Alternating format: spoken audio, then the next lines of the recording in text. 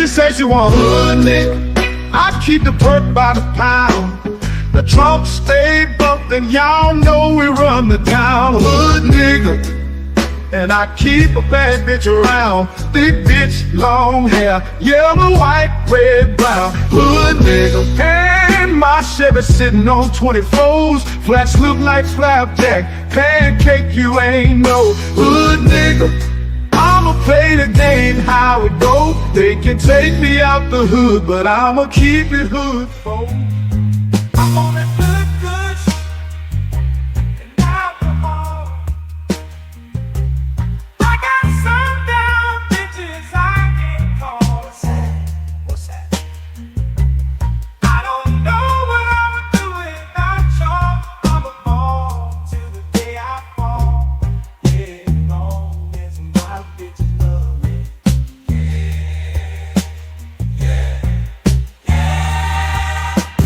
I can give a darn about no hate long as my bitches love me. I can give a darn about no hate long as these bitches love me. I can give a darn about no hate long as these bitches love me.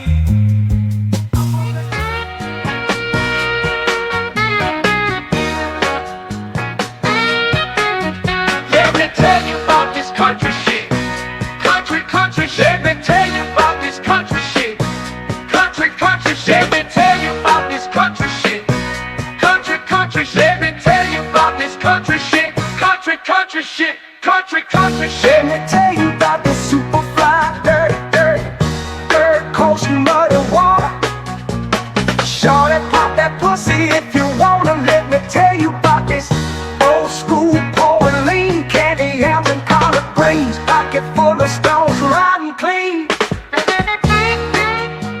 Well, I'm just one parlay away from a new house, new car.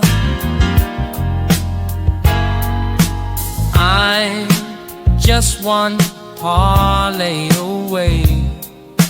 Trust I'ma take us far. I'm just one parlay away. One parlay away. One parlay away. Oh, I took the Chiefs on over, took my homes on yards. Everything is going good so far. Lakers beating the Knicks. Spread is only 6. 2 minutes left in the game, baby. I'm about to hit. Ow!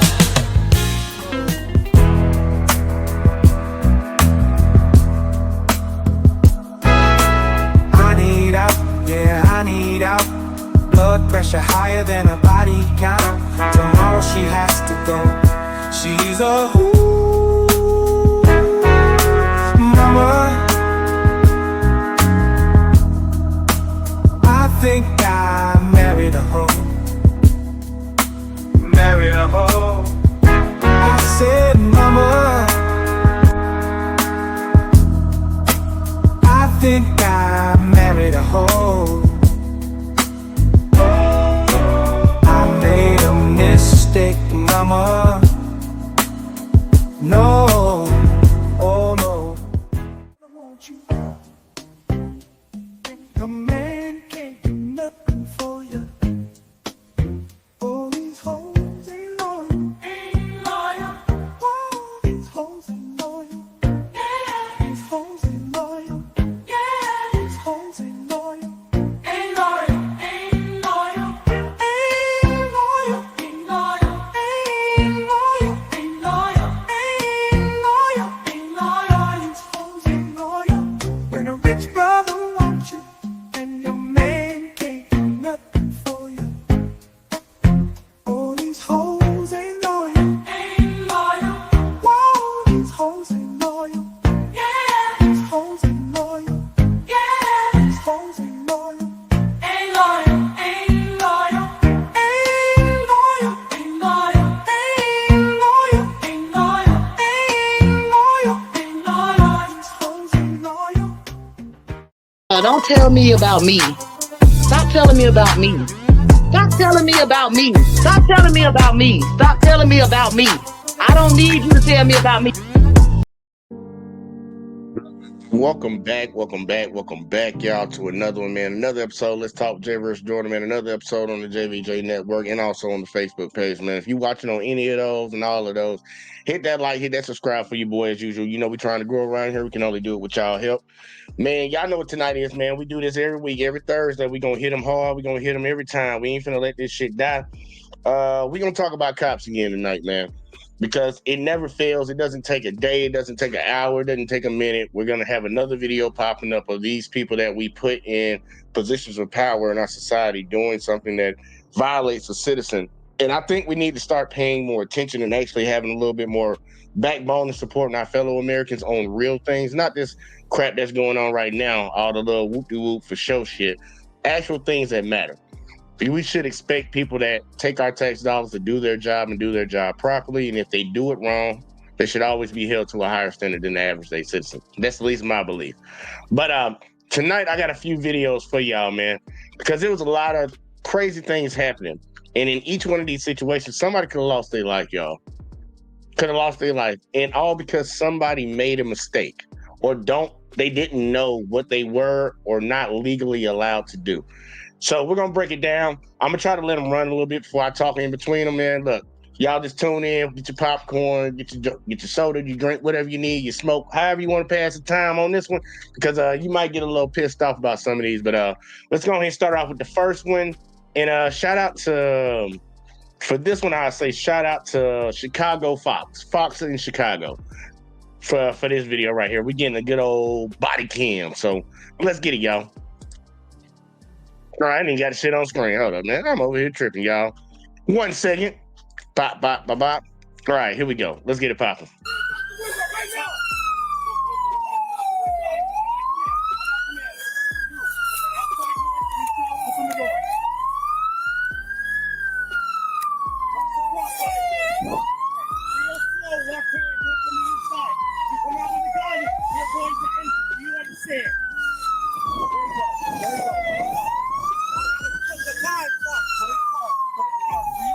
I will stop real quick, though. I will say this. Look, we need to figure out a better placement of body cams, because when they got their weapons drawn, you can't see shit. And I think that's on purpose. We need to get those switched around somewhere else, man. That's not a good placement for the body cam, man. Covering up all the scene, all the evidence.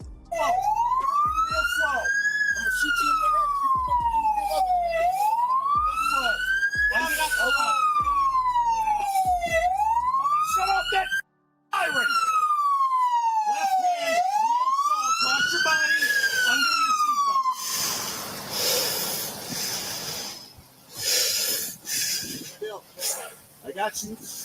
You look at me and nobody else. You do what I say, you'll be okay. Real slow, come out of that car. You got cover? Got cover. You got it? Wait for me. Face away from me. Walk back to me. Real slow. Real slow. Real slow. Now move. Hands on your back. Right now.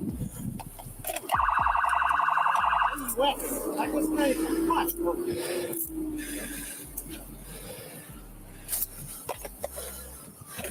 Tom, come up here. I know a lot of people might be wondering, man, what is going on? Like, what happened for this response? I want y'all to see this shit. It's hilarious and it's sad at the same time. Gotta be.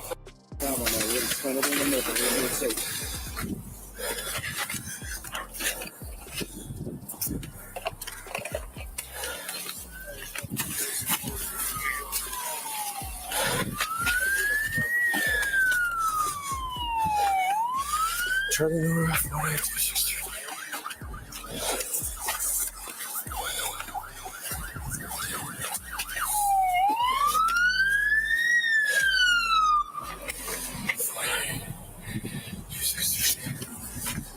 Hey, Tom, I don't think this is the right car. That's not the right car.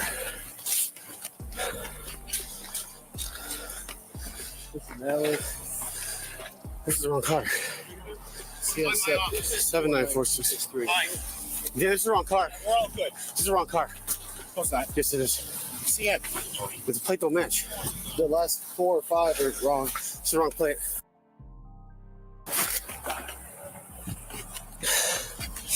Well, we got to talk to Dan about the fucking thing, you know? Yep.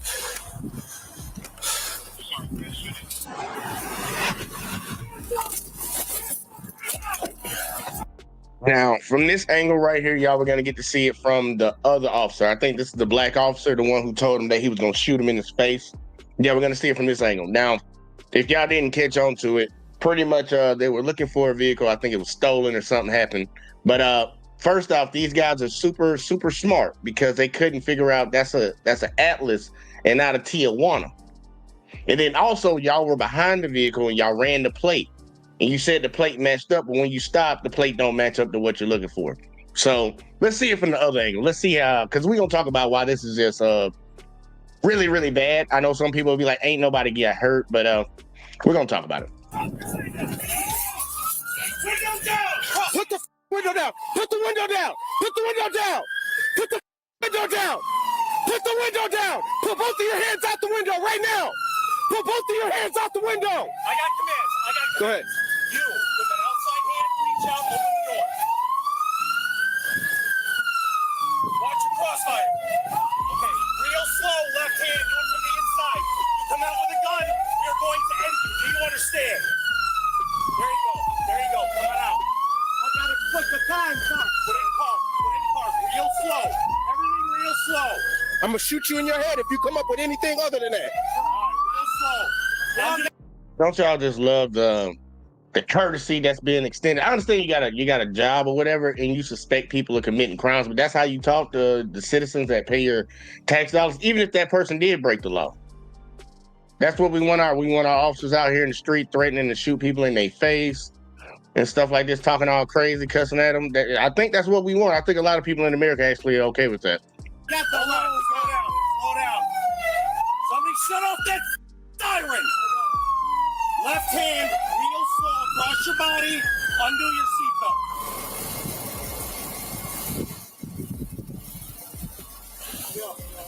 I got you.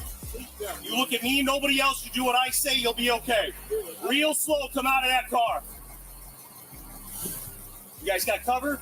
Got cover. Face away from me. Face away from me. Face that car. Walk back to me, real slow. Real slow. Real slow. Now move, hands behind your back right now.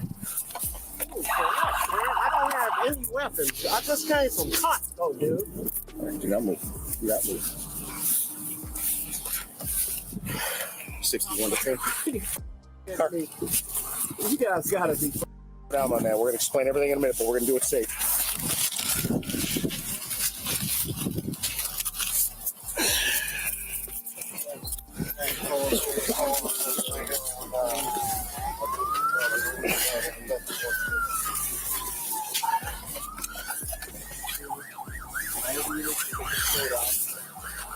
You want to put him in my car? Yes, please.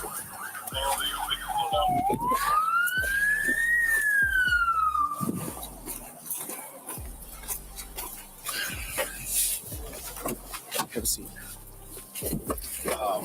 Bring him back. Bring him to one of our interview rooms. I got you. Can you follow him? Gentlemen, not a word with him. Don't explain what's going on. Don't ask him no questions. Good? Got you. All right. Don't explain anything. Okay, here you go. I have an issue with that, but I'm gonna play that part one more time, and I'll tell y'all why I have an issue with that. Word with him. Don't explain what's going on. Don't ask him no questions. Good? Got you. Don't explain anything to him. Don't tell him what's going on. So you suspect this person of committing a crime, apparently, and you drew down on them, and you're not gonna tell them why. You don't have to do that legally, I guess. I guess that's not legally required for them to tell you. I know when you get a ticket, they don't have to tell you why they stopped you. But when they issue the ticket, you find out then. But I'm like, yeah, you got this man draw down on him. Y'all draw down on this dude. You blocked the road off. You pulled up on him all aggressive and shit. And you ain't gonna tell him why you did any of that. Don't talk to him. Don't tell him nothing. All right, I have an issue with that. All right. Yeah. No. Guess he'll find out at the jail.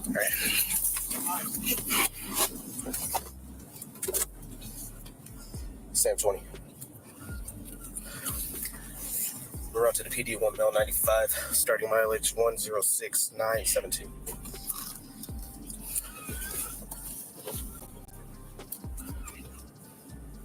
I couldn't tell. Did the guy put a seatbelt on? I couldn't tell if he did or not.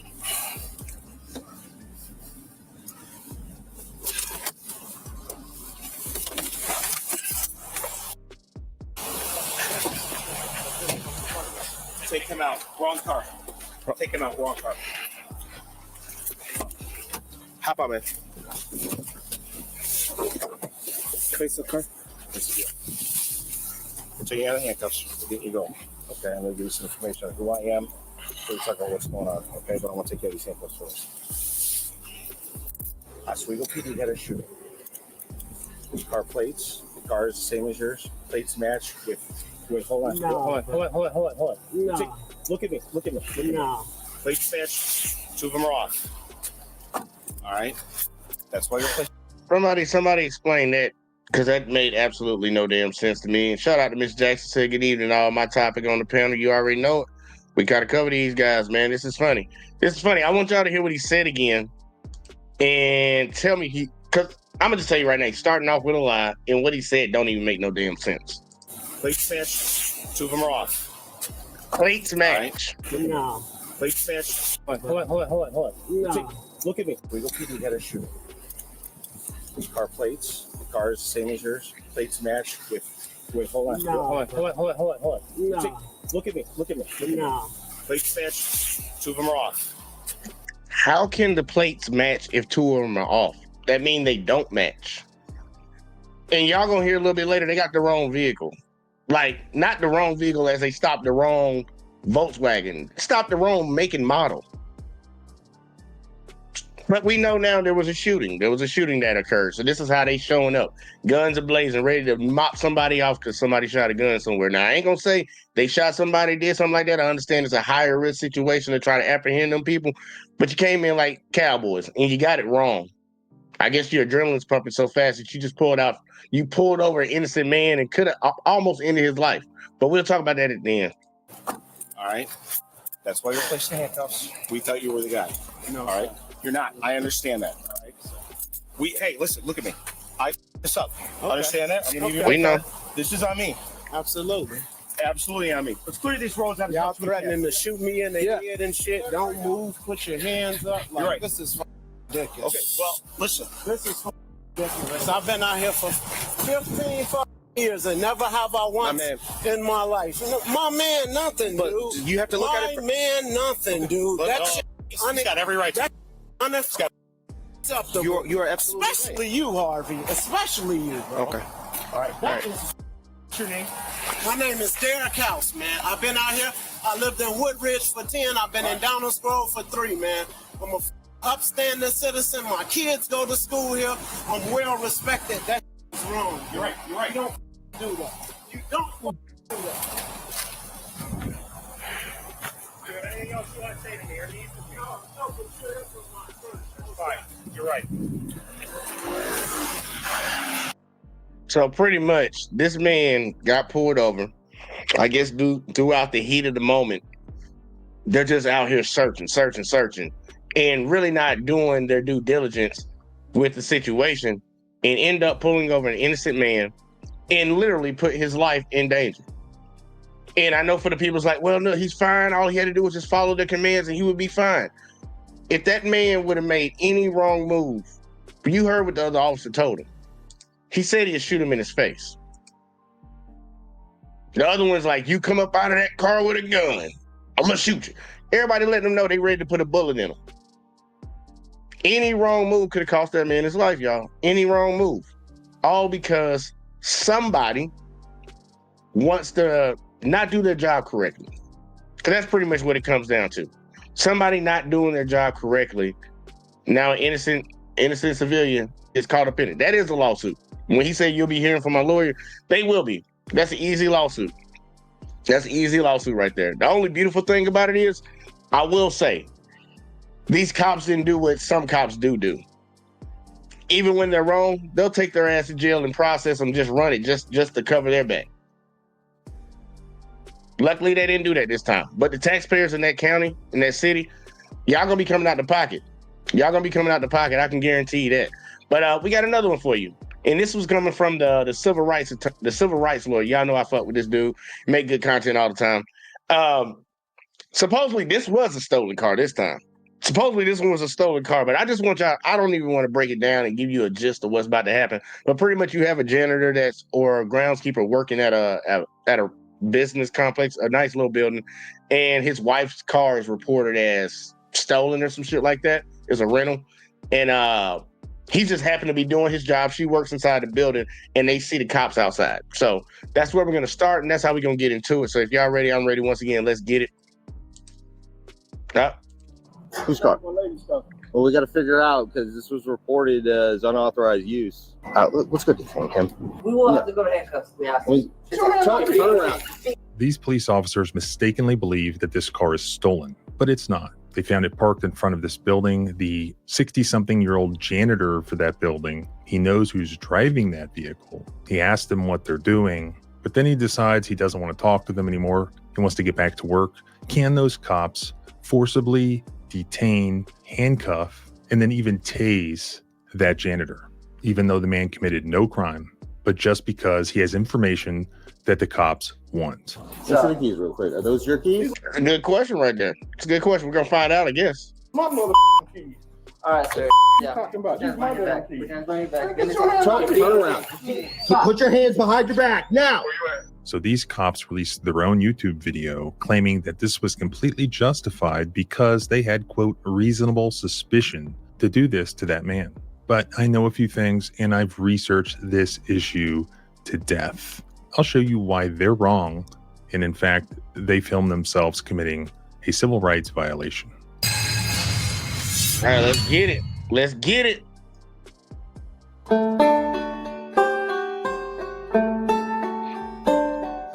So police officers in Asheville, North Carolina get this false report from the local Subaru dealership, basically alleging that one of their cars has been stolen. Apparently that turned out not to be true. More on that later. The officers are directed to the car's location via a GPS tracker. One of the officers pulls his gun on the car and holds the car at gunpoint, essentially. Fortunately, nobody is inside the car. Charlie 3, APD, vehicle's clear. As the officers are standing around with nothing better to do, talking about the car, I couldn't tell if anybody was in there, so I just went up and cleared it. I didn't see anybody moving in there. This is a nice car, too. Huh? the 63-year-old janitor for this building that they're standing in front of walks up to them and engages with them. What's going on? How you doing? Whose car? My lady's car. Charlie 3. Can we come talk to her real quick? Well, she's work up in Thrive. In Thrive? Yeah.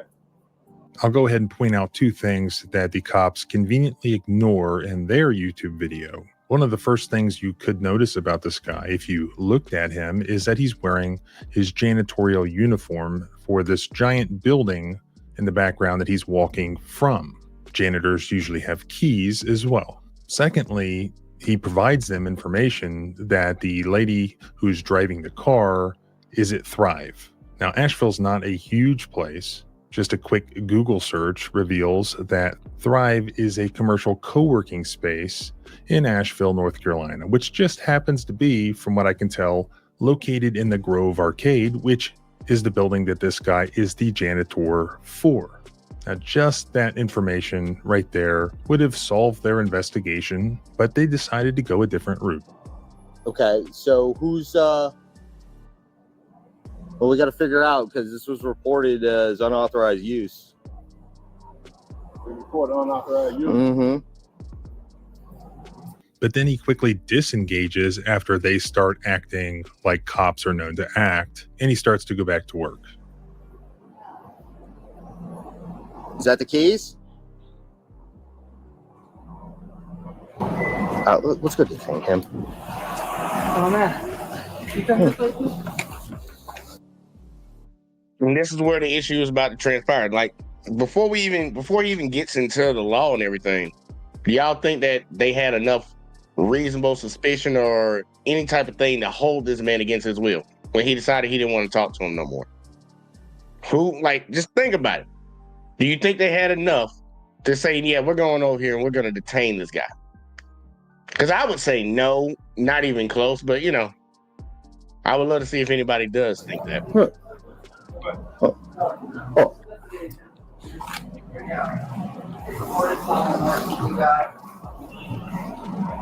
Now, they have no reason to believe that this man committed any crime at all, which he did not. Yet, they immediately threaten to handcuff him, and then they use violence on him, pull out a taser, and threaten to use it on him. Let me go get the lady who shit that is. We will have to go to handcuffs. Now, he just offered to do something for him. I didn't even hear this the first time I watched this video. He offered to go get the lady. He just said, I'm about to go get the lady and it's supposedly his woman, so he know what she is. Like, if they really wanted to get this figured out and get this solved and talk to the person that's driving the vehicle, why would putting him in handcuffs help you do that? When he could take you could escort him right up there to go get her. But let's see how they operate. Real quick, are those your keys? These my keys. I'm gonna say that shit Violence again on too. him, pull out a taser, and threaten to use it on him. Let me go get the lady who shit that is. We will have to go to handcuffs. Listen to the keys real quick. Are those your keys? These my keys. All right, sir. Talking about these my keys. Turn around. Stop. Put your hands behind your back now. Put your hands behind your back. Body wall. Let me go. Put it. You're gonna get tased. Let me go for a minute. Hold on. Put your hands behind your back now. Do it now. What's the other hand? Other hand. Now. Let your other hand go. Man, if I don't sue y'all one, I ain't been on this truth. Good. Yeah, you're fine. Good. Yeah. Where's that key at? Off my arms, man. I'm gonna ask you nice. How about this off my arm? Here's how it ended, according to the most recent media report. Following the investigation, it was determined that Searles was not involved in the vehicle's theft or possession. In fact, it wasn't a theft at all. He was released without any charges and transported downtown at his request. While at the scene, the woman in possession of the vehicle told officers the allegedly stolen vehicle was a rental and that her car was at the dealership being repaired. She said she didn't know anyone inside the Grove Arcade and did not know why Searles would have approached officers about the car. In accordance with Asheville Police Department's standard procedures, the department conducted an administrative review of the incident. The review concluded that the officers acted within agency policy based on reasonable suspicion to detain Searles. You don't say. We investigated ourselves and found that we did nothing wrong. Okay. Key facts included his familiarity with the vehicle and its owner, his possession of keys potentially related to it, and his lack of cooperation during the investigation. This is from the cops, obviously. Despite media reports to the contrary, Searles did not identify himself as an employee of the Grove Arcade. Was he required to? Did they ask? No. And that's basically the argument that they put in their video. So just to sum things up, no crime actually occurred. Now, everybody loves this guy, apparently. A bystander filmed what was happening. The community was outraged. Then a judge ordered that the body cam footage be released. Now, in their video, the cops claimed that they did nothing wrong because they had reasonable suspicion to detain this gentleman for various reasons. Is that true? They said the officers asked Mr. Searles to stop based on reasonable suspicion to question him further as part of their investigation. That reasonable suspicion was based in part on the fact that Mr. Searles approached the reported stolen vehicle with keys in his hands, and so we already know that's some bullshit. He approached the cops. He approached y'all who happened to be right by the vehicle. He didn't walk up to the vehicle. He walked up and asked them what was going on with the vehicle. We saw that on camera. So that's lie number one. That he claimed to know the owner and then walked away from the officers.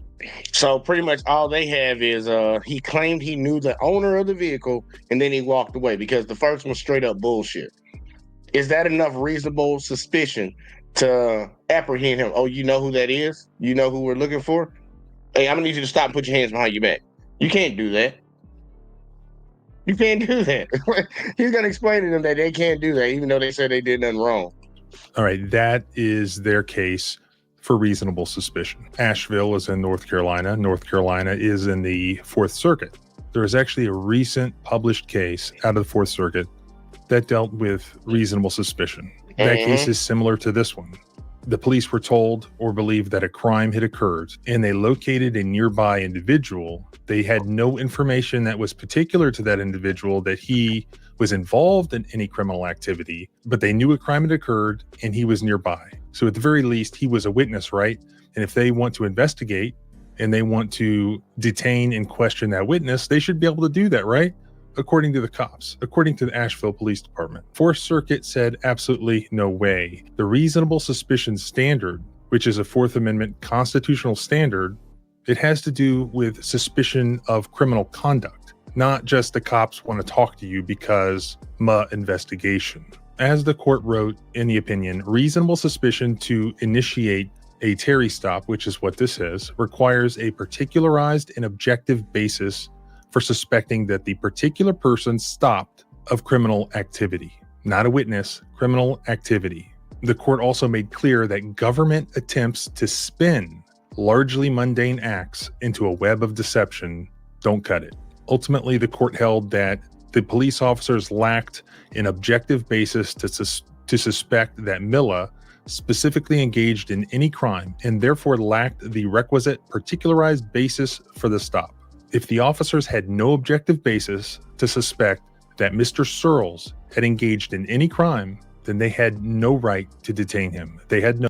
Y'all hear that, right? And even in their own statement to the public, they didn't state a legit reason, a legal reason why they had that man. They had enough suspicion to detain him. Didn't even list it. But you see why I tell people all the time, don't even talk to these motherfuckers, man. Like, you better off running the risk of getting hemmed up. So don't even deal with cops like that. Now, I ain't saying that every cop is bad. I think majority of them are, because I think the system's just fucked up. But don't talk to them. If they come up trying to talk to you, they not trying to come up to be your motherfucking friend. I don't know why so many people think these cops are their friends. I know we see the videos sometimes. They'll be in the neighborhood with the kids, playing with the kids and stuff, and that's good and all dandy and stuff. They talking to you out in public. Majority of the time, they not coming up to be your motherfucking friend. They investigating your ass because they believe you already did something. And really, it's on you to prove yourself wrong, but it's better not to even talk. Just don't even say nothing to them, man. Unless you driving, give them your license, your registration, and all that shit you supposed to give, and then shut the fuck up. Don't say nothing to them, man. Don't let your lawyer talk to them, because all they trying to do is investigate you. If you did something wrong, shut the fuck up. If you didn't do nothing wrong, shut the fuck up. You need to be standing across the board. Let them go figure that shit out in court. No reasonable suspicion. The court went on to say that we have explained that nearby exigent circumstances, such as a recent stabbing, or we could use a false report of a car missing from a dealership, do not justify a warrantless seizure of a person unless the seizure is narrowly targeted based on specific information of a known crime in a controlled geographic area. The court pointed out that the U.S. Supreme Court in Illinois versus Wardlow held that stating an individual's mere presence within the vicinity of criminal activity is not enough to support a reasonable, particularized suspicion that the person is committing a crime. But what about the fact that Mr. Searles refused to answer any questions? He refused to comply with the police. He initially engaged with them, and then he chose to walk away. He was therefore evasive, and that was suspicious. The officers should have been able to detain him and question him further, right? Let's look at the holding from this Fourth Circuit case, which is controlling binding case law in Asheville, North Carolina. But Milla's actions were not evasive. At most, they were a decision to ignore the police and go about his business. And refusal to engage with police is not by itself a valid basis for reasonable suspicion. Y'all hear that? While headlong, unprovoked flight is inherently suspicious, refusal to cooperate or acknowledge the police is not. An individual has a right to ignore police and go about his business when an officer approaches without reasonable suspicion or probable cause. Refusal to cooperate without more does not furnish the minimal level of objective justification needed for a detention or seizure. The fact. Now, hear what the court telling you. So if anybody out here talking about, yeah, just talk to them, they telling you to give up your rights. Don't talk to them if you ain't got to. And you don't have to. If they gonna put you in handcuffs, they gonna put you in handcuffs. Don't say nothing to the motherfuckers, man. Don't say nothing to them. They not here to help you, bro. Is that Mr. Searles had every right as a free American citizen to walk away from those cops, to refuse to answer any questions that they asked. They could not force him to be a witness. They could not force him to answer their questions. They had no information indicating that Mr. Searles had committed any crime at all, period. They merely wanted him to answer their questions, which he had already done, by the way. Perhaps if they had been more respectful to him, he may have helped them. But they immediately wanted to detain him, to inconvenience him, to harass him. So while the Asheville police can claim that they had reasonable suspicion because they wanted to talk to him because he had keys in his hand and he said that he knew the woman who had the car, they had no information indicating that Mr. Searles had committed any crime. Just because he may have information that they want, that cannot be reasonable suspicion, according to the binding case law in the Fourth Circuit. So let's review. While the reasonable suspicion standard is not a difficult one for law enforcement to meet, they have to at least allege that the individual they are seizing is involved in some criminal activity. And here is their claimed basis for reasonable suspicion. Number one, familiarity with the vehicle and its owner or driver. Is that illegal? Is that a crime? No. Even if the car was stolen or being used without authorization, would it be a crime to arrest somebody who was familiar with that person? No. Secondly, the fact that he had keys in his hand also was not indicative of a crime. In fact, he told them that those were his keys, and they were in fact his keys. The officers had no indication, other than their own incorrect hunch, that those may have been related to that car whatsoever. And lastly, the fact that he walked away and refused to cooperate. According to binding federal case law. Hold on, we're going to stop for a second because I want to pause on that. I want to pause on that for a second. I took myself off screen so we can see all of that. So y'all telling me that y'all roughed up a 60-something-year-old man. Matter of fact, let me show my face. You telling me all this shit y'all listed on here is the reason you roughed up a 60-something-year-old man? Let's look at it again. Familiarity with the vehicle and its owner / driver. Okay. Had keys in his hand. Okay. And walked away and refused to, they say cooperate. We can just say talk to him. You roughed up a 60-something-year-old man because of that? And like, for anybody that has common sense, be like, bro, that ain't right. I know you had those people in the back talking about, just talk to him. Just talk to him. Just do what they say. When you don't have no legal right to do it. And that's why so many people's rights get violated on the regular. Because you got them lay down boys out here. Them lay down girls out here.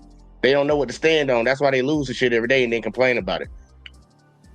Y'all hemmed up this old man and threw him on the ground, threatened to tase him because of that. Not nowhere in there did they state that he committed a crime. But you hemmed him up and threw him on the ground. Y'all know taxpayers are going to pay for that, right? The same people that sit there and claim that they don't see nothing wrong, they're going to end up paying for it. The fucked up part is the people that actually care and give a fuck about this shit got to pay for it too. I don't know how that seems right to anybody, but let's keep going. And lastly, the fact that he walked away and refused to cooperate. According to binding federal case law, he has every right to do that. That explicitly cannot form the basis for reasonable suspicion. While sometimes it's possible to take completely legal behaviors, such as having keys or being familiar with something or walking away or running away, and tie them together to form some reasonable suspicion that the individual has committed a crime, here they can't do that. In fact, the court has warned that government attempts to spin largely mundane acts into a web of deception are unconstitutional. And here they didn't even put that much effort into it. But let me know in a comment what you think. Now let me know what y'all think right now. Because I'm not cool with that type of shit. I'm not cool with that type of shit. And you know the man gonna sue. That's why they said after he was released, they said he told him, man, y'all gonna send me to the hospital.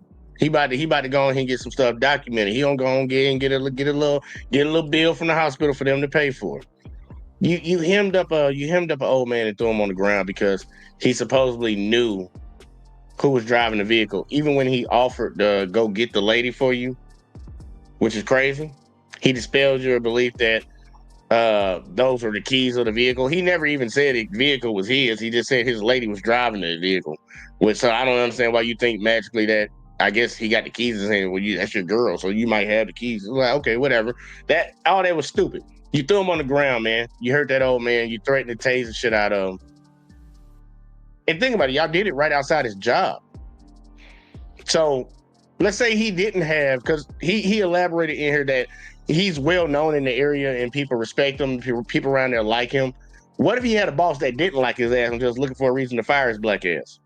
And now he see you outside of the business in handcuffs with the cops. It don't matter what the situation is. You can get the hell on up out of here. I know a lot of people like that. I know a lot of folks that run businesses, and it don't matter if the cops are in the wrong. They see you around some cops in handcuffs, you gone. You gone, all back. Don't even play that. And I know some of y'all probably know some of them people too. I look at them crazy. I look at them real crazy. I'm like, they need to get some pussy in their life. But outside of that, y'all did the man dirty. Once again, y'all, you do not have to speak to these motherfuckers if you don't want to. Let them take you to jail if it comes down to it. Your lawyer's there. That's what lawyers are there for. These people are making accusations and allegations against you. Matter of fact, where my Ross thing at? Because this is what they doing. They making a whole bunch of these Accusations. These are not accusations. This is False accusations. And so when they make them accusations against y'all, y'all let the lawyers deal with that. That's what they are there for. Stop talking to these motherfuckers. Now, if you want to be a good old boy, a good old two-shoe and go do that, by all means, go do it. Now, if something bad happened in your neighborhood and you know who did it, go tell on them. Don't tell that shit. So they can go get the motherfucker off the streets. But they approaching you like that on some bullshit, bro. Go on about your business, man. Ain't nothing good gonna come from it. But once again, we have another situation with that video of cops making a mistake. And also, you can add on the top, not actually knowing the law, but they're law enforcers. Not knowing the law, but you're out here enforcing the law. I know people would think that would end up becoming a problem eventually, right? And that's what happened in that situation. Don't even know the law, but you enforcing some shit. You enforcing what you think in your head. That ain't what we paying you for. But with one cop, well, we got a group of cops that got the vehicle wrong, to cops that think that they could just grab up anybody. Let's look at cops that just don't even do their job. Yeah, we got some of them out here, y'all. Look, and they'll do it with the body cam on. Won't even do their job. And this is probably some of the sickest shit I done seen in a long time. And I wonder how many times this has happened, because they did this on body cam. Just wonder what happened before body cam came around. So once again, if y'all ready, I'm ready. This is fucked up, but this one is coming from St. Louis. Hey, St. Louis, y'all made it on the board. St. Louis, y'all in here. Let's get it real quick, like. Video obtained by First Alert 4 Investigate shows the moments two former St. Louis cops walked away from a man they'd found in Forest Park. He was shot in the head, but still alive. The officers never tried to help, call for backup, or make sure that other people were safe. Complaints filed against them by the Attorney General's office, calling what they did an act of vileness and depravity. It's a case that we first told you back in November. Now, our chief investigative reporter, Lauren Traeger, is showing us the video tonight that's never been seen publicly. And we do want to warn you, some of what you may see and hear may be disturbing.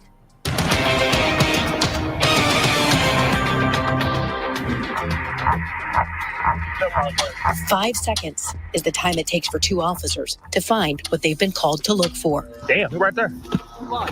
Somebody right there. Swear to God. No, he ain't dead. You lie. September 10th, 2023, still sunny in Forest Park at 6:20 p.m. A man lying on the ground, shot, but still breathing. You should have told me. I don't know. That's now former SLMPD officer Austin Frazier. He is not wearing a camera. It's his partner, Ty Warrens, that is rolling. Together, they make a decision. We better take this motherfucker then. We ain't taking this shit. I ain't taking 30 minutes. Let's cruise around. I just wanted to make sure I kept that on screen real quick. Like, if they don't finish this, if they take this away real fast, we come back, we're going to talk about that right there. Come back. A minute and 10 seconds. Okay. So, two officers. We got a black guy, got a white guy. Warren, we better take this MFer then. We better take this MFer then. Question mark? Frazier responds, we ain't taking ish. I get off in 30 minutes. Frazier again. Let's cruise around and come back. Protect and serve, they say. It's a man shot in the head, laying in the park. And you talking about let's go cruise around. Seconds on scene, changing lives forever. Laughing as they walk away from a person and the public who needed them to protect and serve. It's disgusting, really disgusting. Former St. Louis County Chief Tim Fitch, now a police consultant, had been appalled when we'd first shown him disciplinary complaint documents filed by Missouri's Attorney General, which accuse Warren and Frazier of what the state calls a, quote, reckless disregard for the safety of the public and another person. And now we've shown Fitch the officer's body camera videos obtained through a public records request. Certainly, it's even more disturbing just watching the video. St. Louis police had been called to Forest Park after a call from a person who said they were going to take their own life. Later learning it was 29-year-old Urayuan Rodriguez Rivera. Disciplinary complaint documents say Frazier and Warren arrived on scene and located the man lying under a tree, shot in the head. Neither attempted to render any assistance, neither requested medical assistance, and neither, complaint documents say, attempted to locate a firearm. Let's cruise around and come back. Instead, they simply leave, and Warren turns off his camera. That ain't right. That ain't right. It ain't right. Ready to see the people in the back come and justify this one for the cops. You know there's always going to be somebody.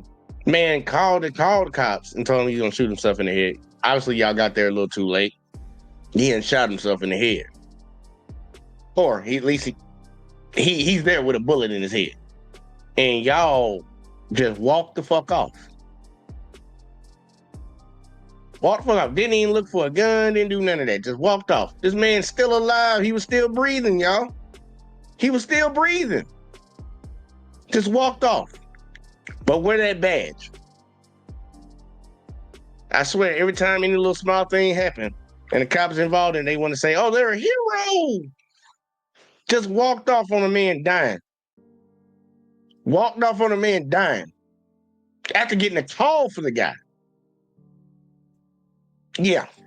But about 10 minutes later, they come back to Forest Park and pretend they hadn't already been there. 522 priority. They come back. But about 10 minutes later, they come back to Forest Park and pretend they hadn't already been there. 522 priority. Go ahead. Have EMS respond for one subject, not conscious but breathing, barely. A third responding on. So what was the point of going off and driving away? Did y'all have a conversation in the car like, hey man, we can't leave that motherfucker right there, bro. Let's go back and just call it in, man. When they show up, we'll get up out of here, some shit like that. Like that's what's going on. 10 minutes. You drove around for 10 minutes while that man was dying on the ground out there. Then called it in. Came back and called it. Bruh, what? Oh, Lord, this is some silly shit right here. Officer immediately calls in the scene. Yeah, he's snoring. Assessing the wounds. The man's breathing, so agonizing, it's like a gasping for air. Where's the gun at? That third officer immediately notices something isn't right. You got a gun? Can't see one. As others arrive, they know to secure the perimeter. Hey, start it way up there and do the whole thing. Throughout several officers' body camera videos, you see them putting up yellow crime scene tape. Priority with privacy curtains. We're in a very exposed area of Forest Park. Calling to block the victim from view in the busy park and keep others away. Got a pulse still? They follow protocol and attempt to help. Super weak, but I feel it. Even when they know it's bad. There's not much we can do. Shoot. Yeah, we're going. They still got a pulse. So those officers did their jobs, and they do their jobs well. Guy down there by the tree, got gunshot wound through and through. Labored breathing. EMS officials take Urayuan to the hospital, but he does not survive. You've got to wonder if they would have done something right then and there, could he have survived? Certainly. That part right there. Say it one more time for the people in the back. Say it one more time for the people in the back, buddy. Something right then. But he does not survive. You've got to wonder if they would have done something right then and there, could he have survived? Certainly. What? I have to ask this question, y'all. I pose it every time I do a cop video. If their job is not to save your life, what is their job? And the main reason I say that because the Supreme Court ruled they don't have a legal obligation to save your life. So what is their job? For the people that love them so much and believe that, it's one of the greatest professions, you can't say anything bad about them, they're always in the right. What is their job then if it's not to save your life? That's just crazy to me. What are you paying for? You paying for somebody to pick and choose whether they want to do their job when they want to do their job? And it's actually written in the law form because officers have discretion. They don't have to act on certain things if they choose not to. They don't have to write you a ticket in certain situations. They don't have to take you to jail in certain situations. But saving somebody's life? Ooh. Just ponder on that for a little bit. Only when you turn your back and walk away, the chances of that person surviving is going down dramatically by the second. To you, is it just so wrong on its face? Yes, absolutely. That's not how most officers would respond to a call like that. In fact, Fitch says he can think of only one thing. I think it's just pure laziness is what it was. On video this time, Warren and Frazier walk away again, leaving their fellow officers to handle it now. It's up. Warren and Frazier just left. Why? I don't know. Nearly every... Damn, they done dipped out. Hey, look, the two that didn't want to do nothing about it in the beginning, but ended up calling in, they gone, bro. They gone. Let them over there, they gone. Oh. It's up. Warren and Frazier just left. Why? I don't know. Bro. Nearly every officer acknowledges the obvious. How is it a suicide with no gun? ECU is here, so he probably already has the gun. Nope, no gun. The gun's gone. Green gun's gone. The gun is gone. So he could have shot himself, so they came over and took his shit. I mean, It wouldn't shock me. Could be somebody dumped him. You never know. I mean, You heard what that officer said about the other officers? Listen to it. Listen very carefully to what he just said to the other officer about the two officers that left. Listen very carefully. Nope, no gun. The gun's gone. green gun's gone. The gun is gone. So he could have shot himself, so they came over and took his shit. I mean, It wouldn't shock me. Could be somebody dumped him. You never know. I mean, So he thinks that them motherfuckers came over there, took the guy's stuff, and was probably thinking about just dumping his body somewhere. That's what he thinks about his fellow officer. How long you been feeling like that, buddy? Is that a rumor going around the shop and ain't nobody saying nothing about it? Because y'all remember that this guy got a bullet hole in his head. He had to do it with a gun. Where's the gun? Where's the gun? Now, I don't know if y'all know St. Louis get down dirt, man. They go down to St. Louis, y'all. So now you telling me there's a random gun just on the street in somebody's hand? We don't know if that person's a criminal. We don't know if that person's... we don't know. We don't know. A lot of things can come from that. And it's just great police work, man. It's just, they doing their job, y'all. They doing it. St. Louis. Unless somebody picked it up and chucked it somewhere. Ultimately, the case was ruled a suicide. Urayuan had a history of suicidal ideations and had left notes of intent. Still, Fitch says it's very concerning that to this day, no one knows where that gun is, possibly left unsecured by Frazier and Warren. That's something that they should have done and they didn't do. Did they endanger the safety of other people? Quite possibly, by not securing that firearm. And they certainly could have endangered the life of the individual. St. Louis police declined to provide an interview for this story, saying they cannot comment on specific personnel matters, but writing that, quote, appropriate disciplinary action will be taken if an officer is found to have violated policies. Urayuan's mother... Hey, yo, why would you have to say that when you have the body cam? Why would that be your statement? It's like, are you still trying to provide cover when you know what the fuck happened? Hey, look, I'm gonna let him say it again, y'all. How are you gonna provide cover when you... That's the shit that gets me.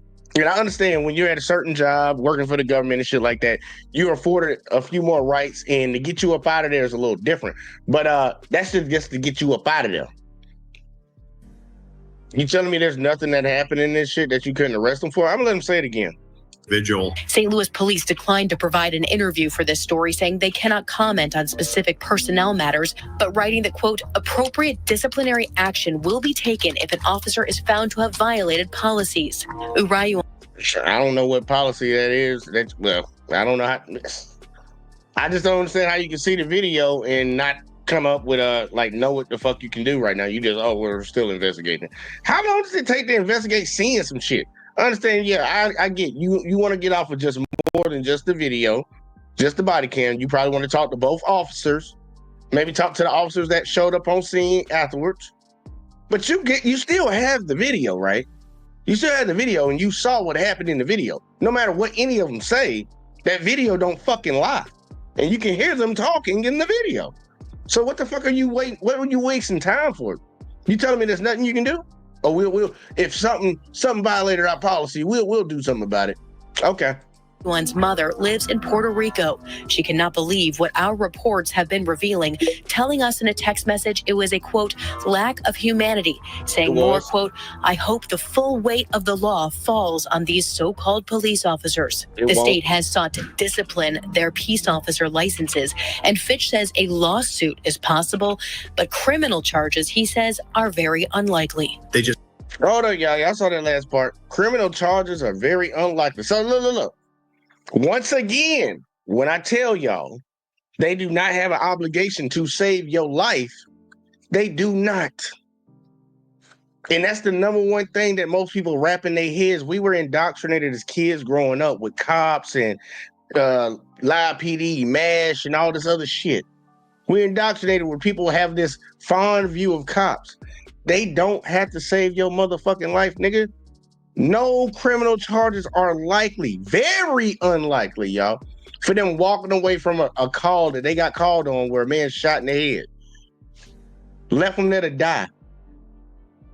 No charges. Even though they're operating underneath the guise of being law enforcement, and most people had the sentiment and thinking, the thought process, yeah, they got to save this man's life. We're going to try to get their peace officer license taken from them. That's what we're going to try to do. And maybe they might get sued, but, we're not going to charge for anything. And I just don't get how people are okay with that type of shit, man. You know how much money they take every year from y'all? It's from all of us. To fund this shit, and you telling me, okay. Are very unlikely. They just didn't act at all, which is certainly shameful, but criminal, probably not. No, he ain't dead. He alive. It is the body camera video, which we should appreciate, Fitch says. The video that told the whole story. Video that's there to protect the officers and also the public. A supervisor reviewing the body camera video was the one that discovered that it wasn't handled properly and did initiate an investigation. And that's the way it's supposed to work.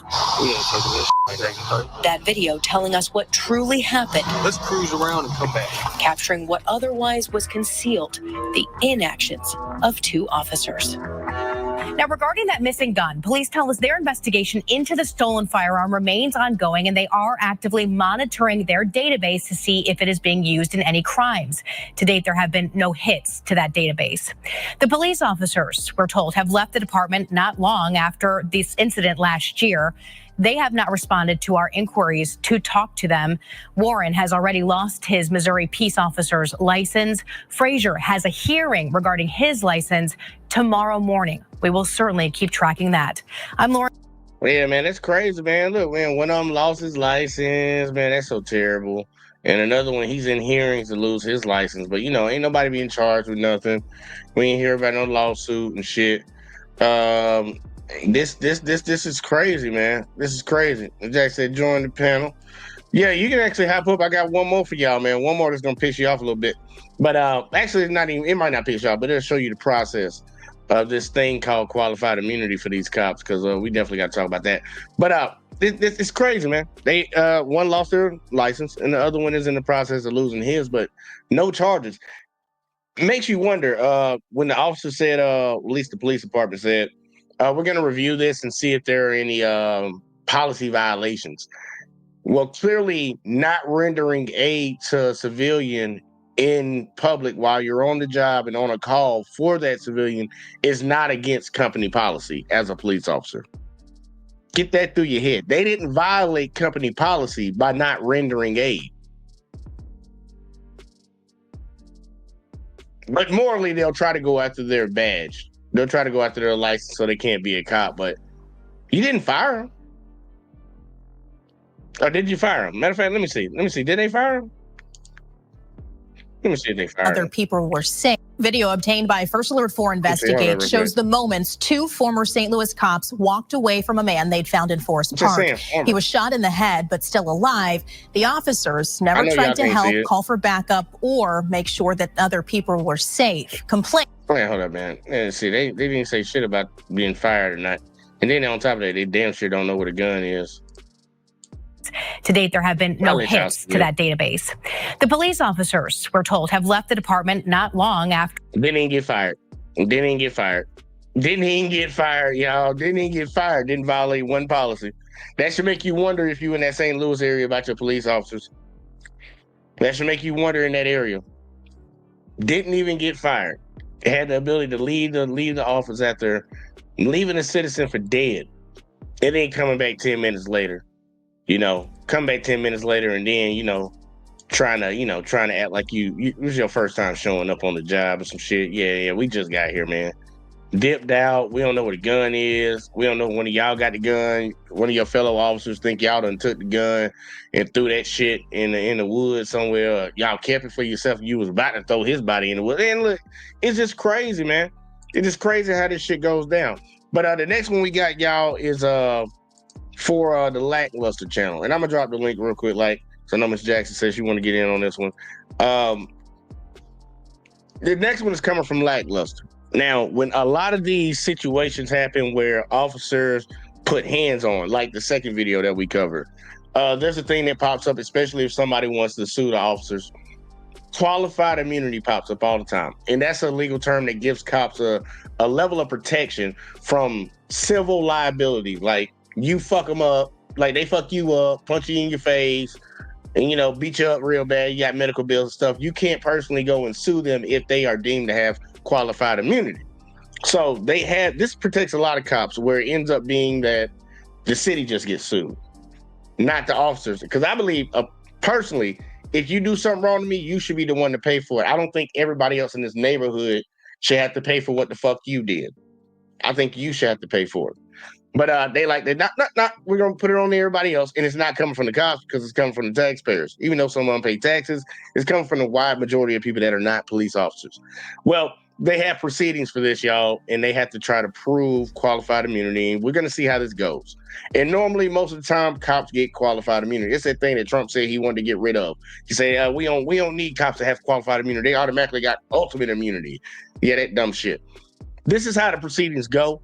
And we're going to go through them. I sped it up a little bit because this one does drag a second, but we need to hear it, and it's important because a lot of people don't know what the hell's going on inside these courtrooms. This case represents a prime example of why police officers should be provided qualified immunity. So it's reasonable to lift him up and tackle him and then start punching him and all that, even if he was prone on the ground and you could have just handcuffed him. Yes. Welcome back to the Lackluster channel. Tell them what we talking about. In May of 2009, during a police chase, Jordan Branscombe wrecked and surrendered, but would later sue the involved officers for excessive force. The officers motioned for summary judgment, but the district court denied qualified immunity, and the officer's appeal was heard by the Ninth Circuit.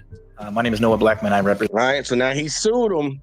Obviously, the dude did something wrong. He committed a crime, y'all. But the way that they took him in, and we're going to see how they took him in, he decided to sue him for excessive force, all right? Now, one judge said, yep, we can go ahead with that, no qualified immunity. The state, the city, the police officers, that department are trying to appeal that decision. So this is the hearing. Now, if it gets denied right here, they have no qualified immunity. Now, the first judge could have been like, yep, qualified immunity, and that would have been it. Well, the guy could have tried to appeal it again to another court. You can always appeal one time. And pretty much they're here for their appeal. They want this qualified immunity. It's already been denied one time. Let's see why it was denied. Let's hear the arguments. Let's see what the judges have to say. And also the attorney for the person that was wrong, that was violated, or the one that's filing the lawsuit will also speak to. Present the appellants in this case, the San Ramon related police officers and department. I would like to reserve 3 minutes of rebuttal. That boy look like a very well. We're going to begin. That boy look like a discount Tim Hasselbeck. Discount Tim Hasselbeck. And for the record, me we get out of the notified way. council we will be playing some video exhibits today. Both of these are from the dash cam of the car. So we'll begin with the real-time exhibit G. Yeah, let's see what happened. Let's see what happened. All right. That boy out here driving crazy. He might swerve and be in that corner. Whoa, whoa.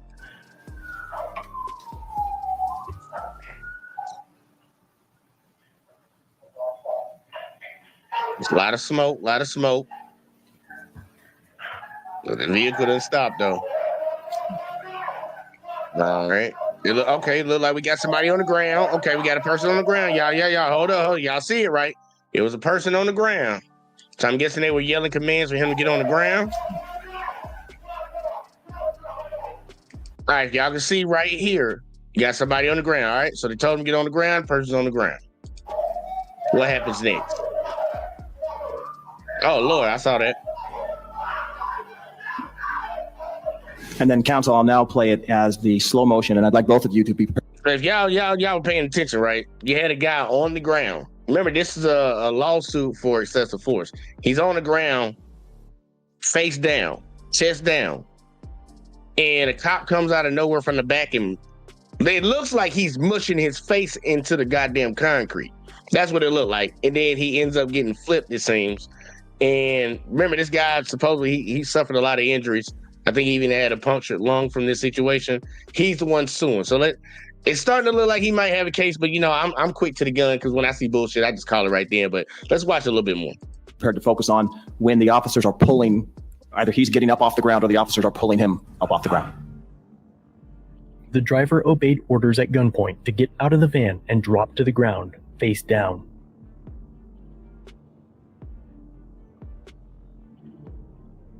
After surrendering, an officer pushed Jordan's face into the ground. Immediately after, he pulled Jordan up and pushed him down again, jumping on him. The other officers then punched and tased Jordan for several minutes before being handcuffed.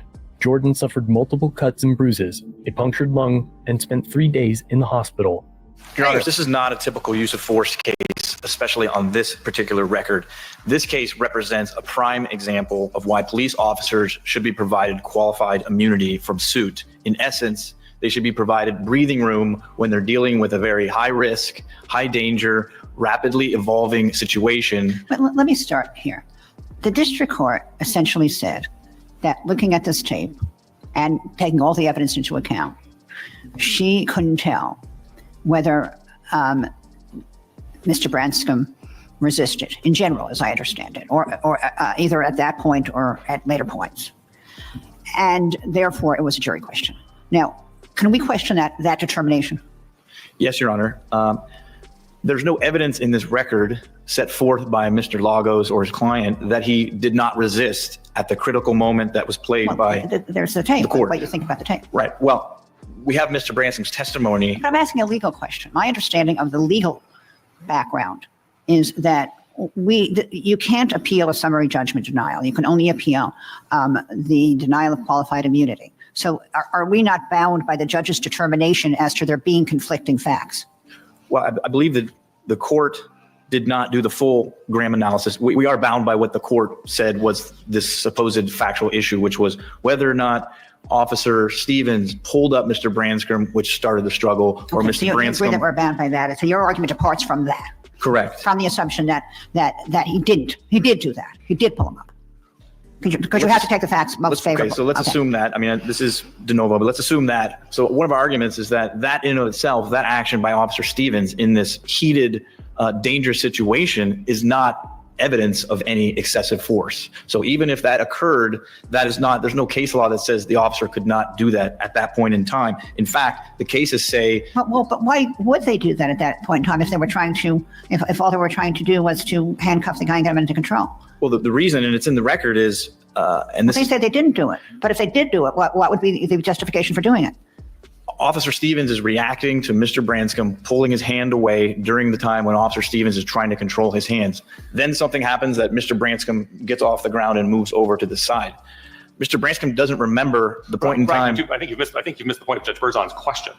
Because the district court has found that there is conflicting evidence here, you're going to have to assume the defendant's version of the facts, or at least whatever facts the defendants think that they can prove. Whether they can or not, whether there's just tons of witnesses against it, at this stage, in order to prevail, you've got to assume that we think that there's a Fourth Amendment violation, and then tell us that your officers have qualified immunity. But you're going to have to assume that Officer Stevens had him secure on the ground and that he decided to pull him up, and that action was not necessary in order to subdue him.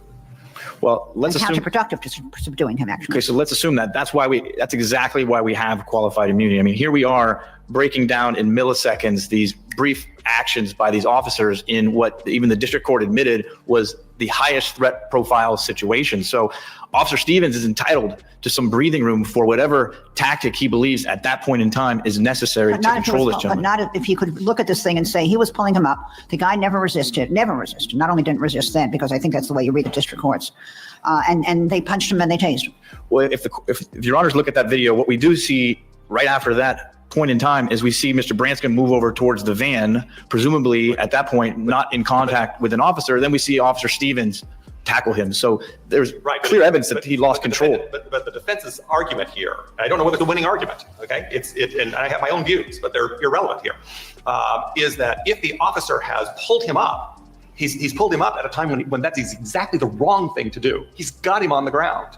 And if he's pulled him up, then Mr. Branscombe may simply be reacting to that. In other words, the officer may have pulled him up for the precise reason that it will free him to punch him, to get that attention grabber. And the other officers can tase him in order to punish him for what he's just done. So that's a theory of the case. I'm not sure you get qualified immunity for that. Well, I'm gonna stop right there. I got Miss Jackson up in the building. What's going on, girl? What's good, man? How's it going? Man, living the dream, covering these motherfucking people. I would just go with people right now. Hey, what's your thoughts so far? Because like right now, pretty much they're doing it here, and we saw the video a couple times. They're going to consistently show it throughout this video. But what's your thoughts so far? Well, I've been kind of had a lot going on and been running around kind of active, so I've been glimpsing in and out, jumping in and out. I just heard a little bit of the narrative storyline about the guy Jordan, and they arrested him. And it was accessible force use, right? Yeah, here you go. Check this. Before you answer then, I'm going to play a little bit more because they going through the proceedings pretty much right now. The judges are talking to the lawyer for the police department, police union lawyer, pretty much. And he's arguing on the side that they should get this qualified immunity, even in spite of what's going on. You're just going to see the banter back and forth a little bit between the judges. And eventually you'll get to hear from the lawyer of the actual guy that's filing this lawsuit. Because it's kind of funny. I'm gonna let you listen to it again, and you'll see the video on the side because they're gonna show it again.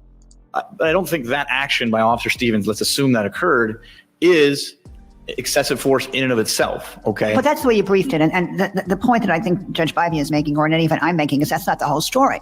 The question is that it was part of a larger that the judge.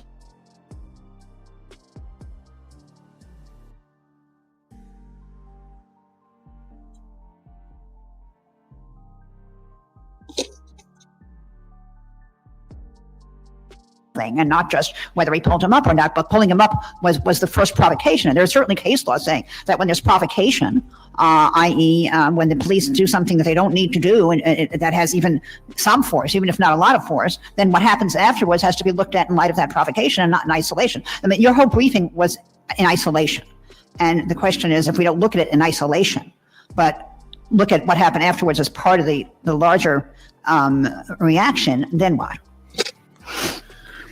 Well, that's what I think the district court failed to do here. I think the district court failed to look at the totality of the circumstances facing these officers. I mean, on one level, they did a good job. I mean, on one level, they did, because they didn't shoot the guy as he was doing all these, terrible, dangerous things, and they. No other civilians were injured, as far as I understand. That's correct. I mean, under the Plumhoff case, Supreme Court case. Look how still trying to, even the judge is trying to give him a good job. Look. They didn't kill the guy, and nobody else got hurt outside of him. So, they did a good job. Yeah, I caught that. She was like, they didn't shoot him, they didn't kill him, so they did a pretty good job. It wasn't too forceful from what I'm perceiving. I just don't understand that. That's very interesting coming from a judge, and then you hear the other judge, yeah, nobody was hurt. Nobody else got hurt. I'm like, what? Okay, but let's see how it play out. This is crazy. This is crazy to me, but this is how this shit goes down in courts. This is a lot of shit, man. Look, if we got cops wearing body cams, we need to put cameras in every fucking courtroom. I don't care what the level of the trial is. Just don't show the jury. You can show the judge, show the lawyers, show the defendants, all that shit. We need cameras in all these courtrooms because a lot of people don't even understand how court even goes down. They just see that shit on Law and Order and think that's how it's done. That ain't how that shit done, nigga. That's for TV. And then how about his rights was not exercised? They were violated. Mm-hmm. Hey, keep talking for a second. I gotta turn something off. My internet about to start doing some funny shit. 1 second. Okay. Well, I'm not quite sure of the narrative of this story. I'm really just jumping on for a minute. But we have a young man here whose rights were violated and he was improperly arrested. As we know, our protocol and procedures, they have the rights to read you your legal rights once you're being arrested, what your charge is, and why you are being arrested. The only time that excessive force is necessary to be used is if the arrestee or the suspect is being violent towards the officer, and they have to physically defend themselves by, using excessive force to capture that person and take control of the narrative of the situation. So that's pretty much what Don't say that, Jackson. Don't say that. Remember, the reason I say don't say that. Well, no, you got to listen to the full cover line of. I was talking while you stepped out. I'm just talking about on the back end of the excessive force part. On the back end, everything else I'm agreeing with. I wouldn't call it excessive force. Like if they have to knock somebody out because they fighting them back, they wouldn't consider that excessive force. Excessive force only come in when it's wrong. Like you exceeded the force you needed to get this done. That's why they call it excessive force. It would never be a good term for excessive force for them. It's always going to be negative. Well, the correct definition of excessive force is, again, when someone is being violent or attacking the officer during an arrest, they call for backup, of course. And, they may have to physically restrain that person, meaning hold them down until they can get them handcuffed. Depending on the situation, possibly mace them. It just depends on the scenario. So that's just force. Yeah, the overall picture I was painting. I got you. Well, here, check it. Let's keep going. Fucking this gonna get funny. And yell at me if you need me to stop at a point if you want to hit something on one of these, because it's gonna be a lot of shit said in this shit. Let's see how fast did I put this bitch on, because this seems like they talking slow. Here you go. We gonna do, matter of fact, at 125. I'm gonna put that bitch at 130. Yeah, 130. Let's see what we got. Case, if this had continued, if he had been able to get his vehicle off of that area, officers would have been likely entitled under the Fourth Amendment and qualified immunity to shoot Mr. Branscombe. Right, okay. So now he gets out of the van. But still, we have the situation that we have, which is the guy's on the ground, hands out, prone. And if you think that, and if you can look at that and it looks like somebody is pulling him up, or at least somebody could think that, then what? Not just the pulling up, is whether the pulling up is excessive force, but how does that feed into the rest of what happened? Well, the rest of what happened, if indeed he had surrendered and submitted a total take me to jail position, why is there this 81-second struggle after that, where we've seen on the taser cameras his arms are underneath his body? That's not an argument for qualified immunity. That's an argument as to why you're going to win in front of a jury. Well, I think it relates to the district court did not analyze the qualified immunity issues with, for example, the other four officers who the state of the record is they see. Counsel is there's no Fourth Amendment violation. That's not qualified immunity. That's you're going to win that on the merits. Qualified immunity only comes in if we think there's a constitutional violation. So we have to assume that there's a constitutional violation for you even to make your qualified immunity argument, which is what gets you here today. Otherwise, you have to go before the jury and just say all of the officers testified that this is what happened. Mr. Branscombe doesn't remember. Here's the tape. Judge for yourselves. Vote for the officers. The only reason that I guess think about that shit. They beat that man so bad in the head that he can't even remember what happened to him. The only way he'll be able to remember if he watched that video.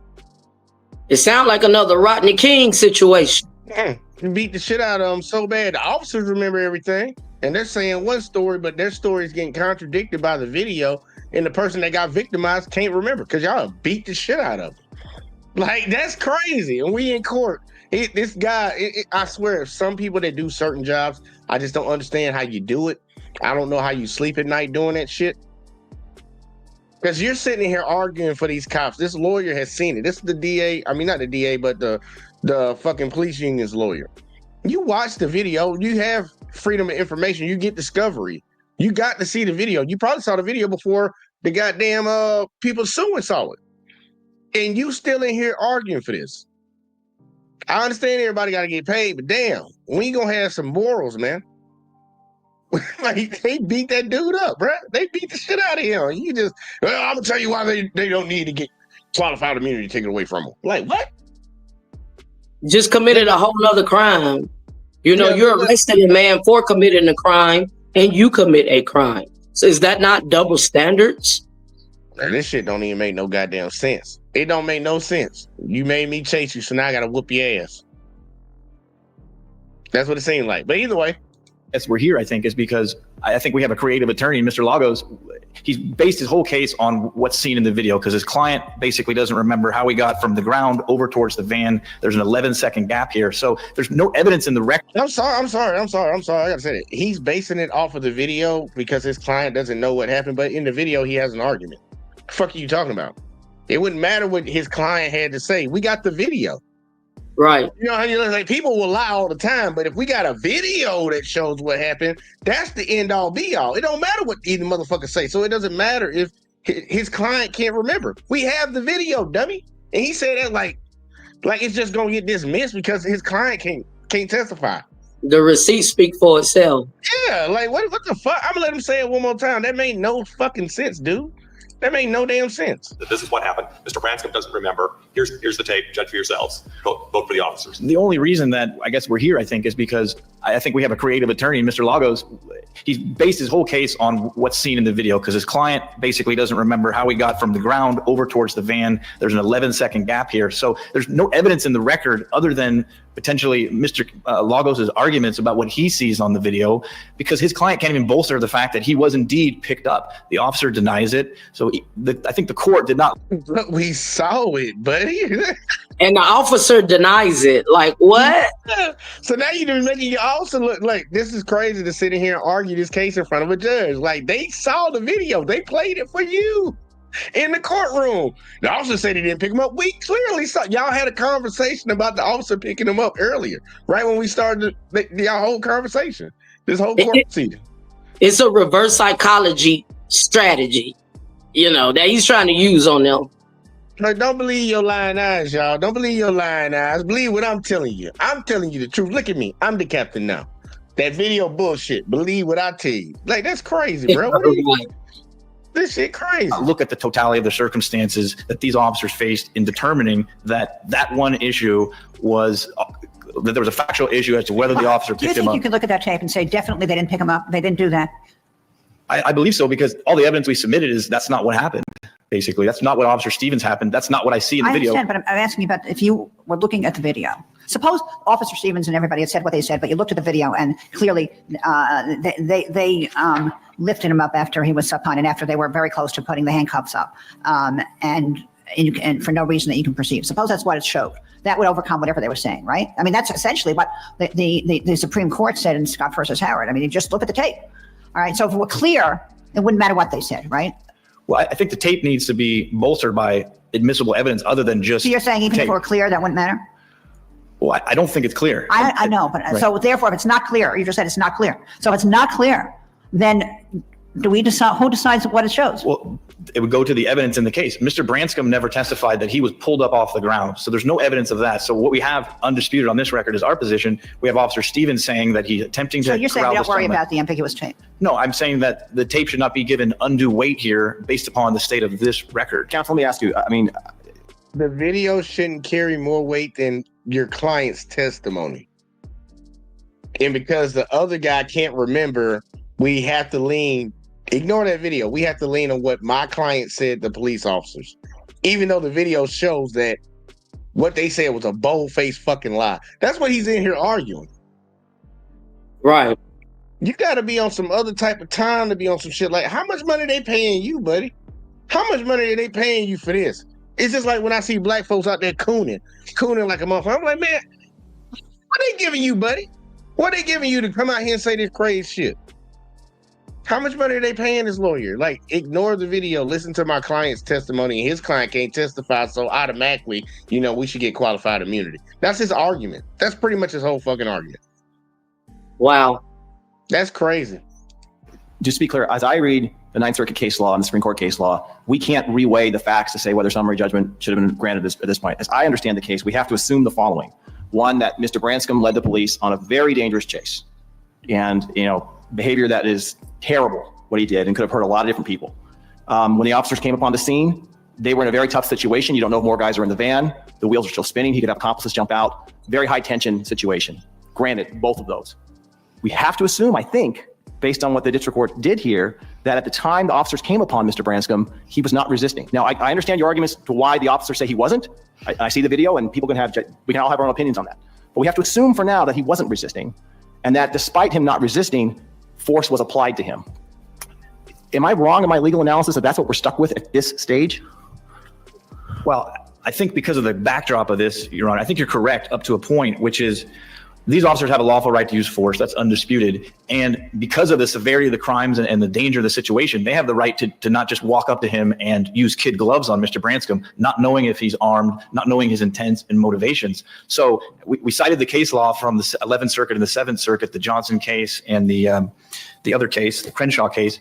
Officers do not need to assume this gentleman is surrendering based upon all of his prior behavior. In fact, the reason this pursuit ended was he crashed his van. He did not pull over and suddenly lay on the ground and say, okay. That may be a different factual scenario. In this scenario, the situation that these officers faced, from their perspective, they're entitled to some breathing room on the decisions they're making, including whether or not Officer Stevens is pulling up Mr. Branscombe briefly, as the district court seemed to think occurred. So this is exactly why qualified immunity is provided to officers. If he had his arms, what they claim was the resisting was that he moved his arms.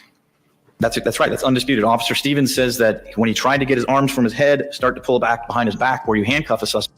Who smushed this man's face into the ground? What would be your first reaction if somebody smushed your face in the ground?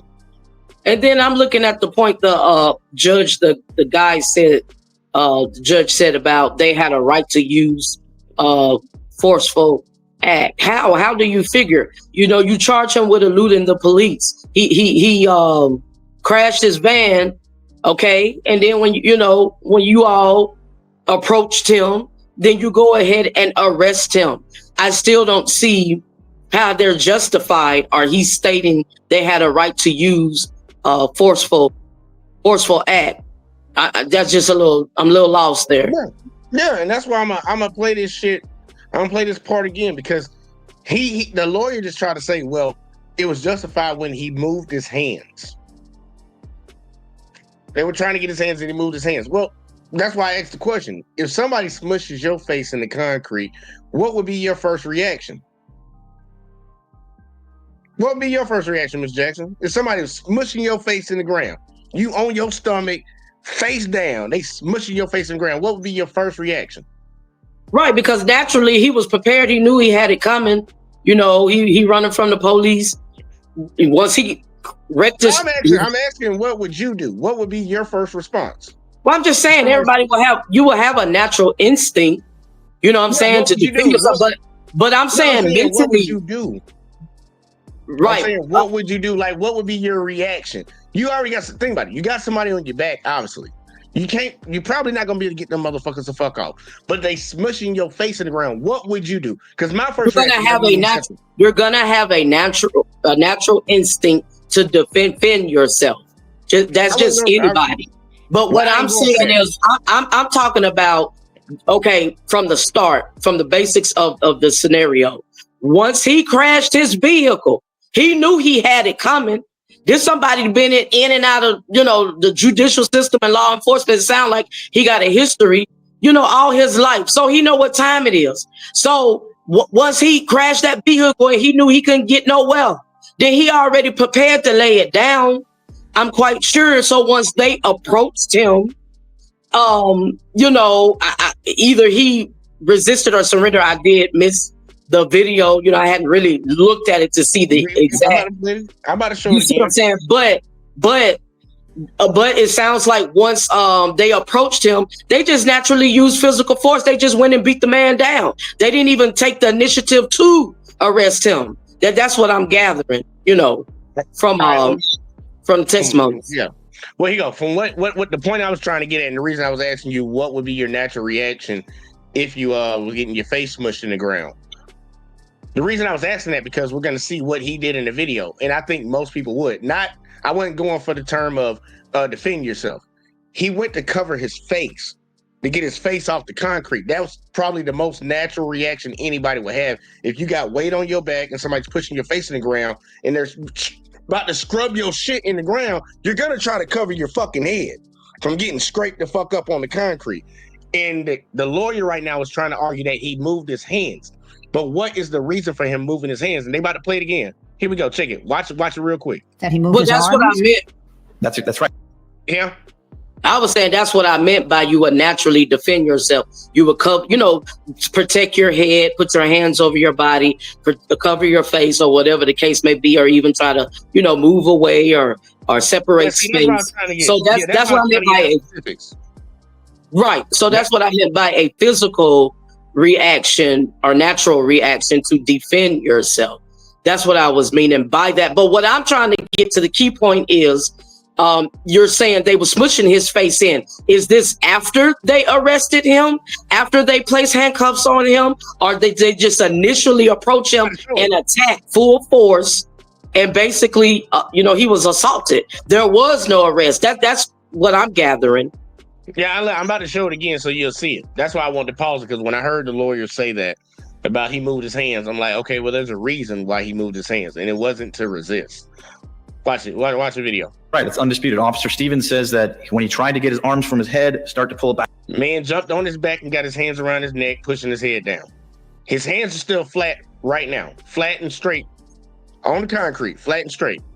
But once more pressure gets applied to his head, back behind his back where you handcuff, he reaches one hand to his face. That's why he moved his fucking hands. The lawyer's trying to say that he's justifying that they had to use excessive force because he wouldn't give their hands, but why did he? Because his face was getting smushed on the fucking concrete. Okay, so are they walking him? They're walking him to the police car at that point? No, his car had just crashed. It just stalled out on the middle of the road, and they kept ordering him to get out of the vehicle, and get on the ground. He got out the vehicle and got on the ground. And then they're approaching him to arrest him, but this is what they did when they arrested him. Right, because on that picture right there, it looks like they're walking. I don't see them on the ground. Let me see. The original picture I saw looked like they were walking. Okay. Yeah, they're walking up to him. They're walking up to him. And so he's on the ground. Okay, I see. Yeah, that's him on the ground right there. His arms from his head, start to pull back. Officer comes from behind, pushes his head in the ground. Behind his back where you moves his hand. Now the officer's grabbing his hand. Handcuff the suspect. He pulled one of his arms away. So at that point, Officer Stevens is trying to maintain control of him. And that's when we see Mr. Branscombe. Now they yank his ass up off the ground. He's bent back like a pretzel right now. They got him picked up. Dive over towards the van, and Officer Stevens tackle him to the ground. And he tackle him into this vehicle. Yeah, it sort of belies logic that officer. So that's the whole video of the incident. Now he's once again going to go back into arguing why his officers were right to beat him the fuck up and puncture his lung. Stevens is going to try to pull up Mr. Branscombe, off the ground for some reason. When a split second later he's diving on top of him. The record is replete and undisputed that he was just trying to. If he wanted to get his arms around him, then he would do it that way.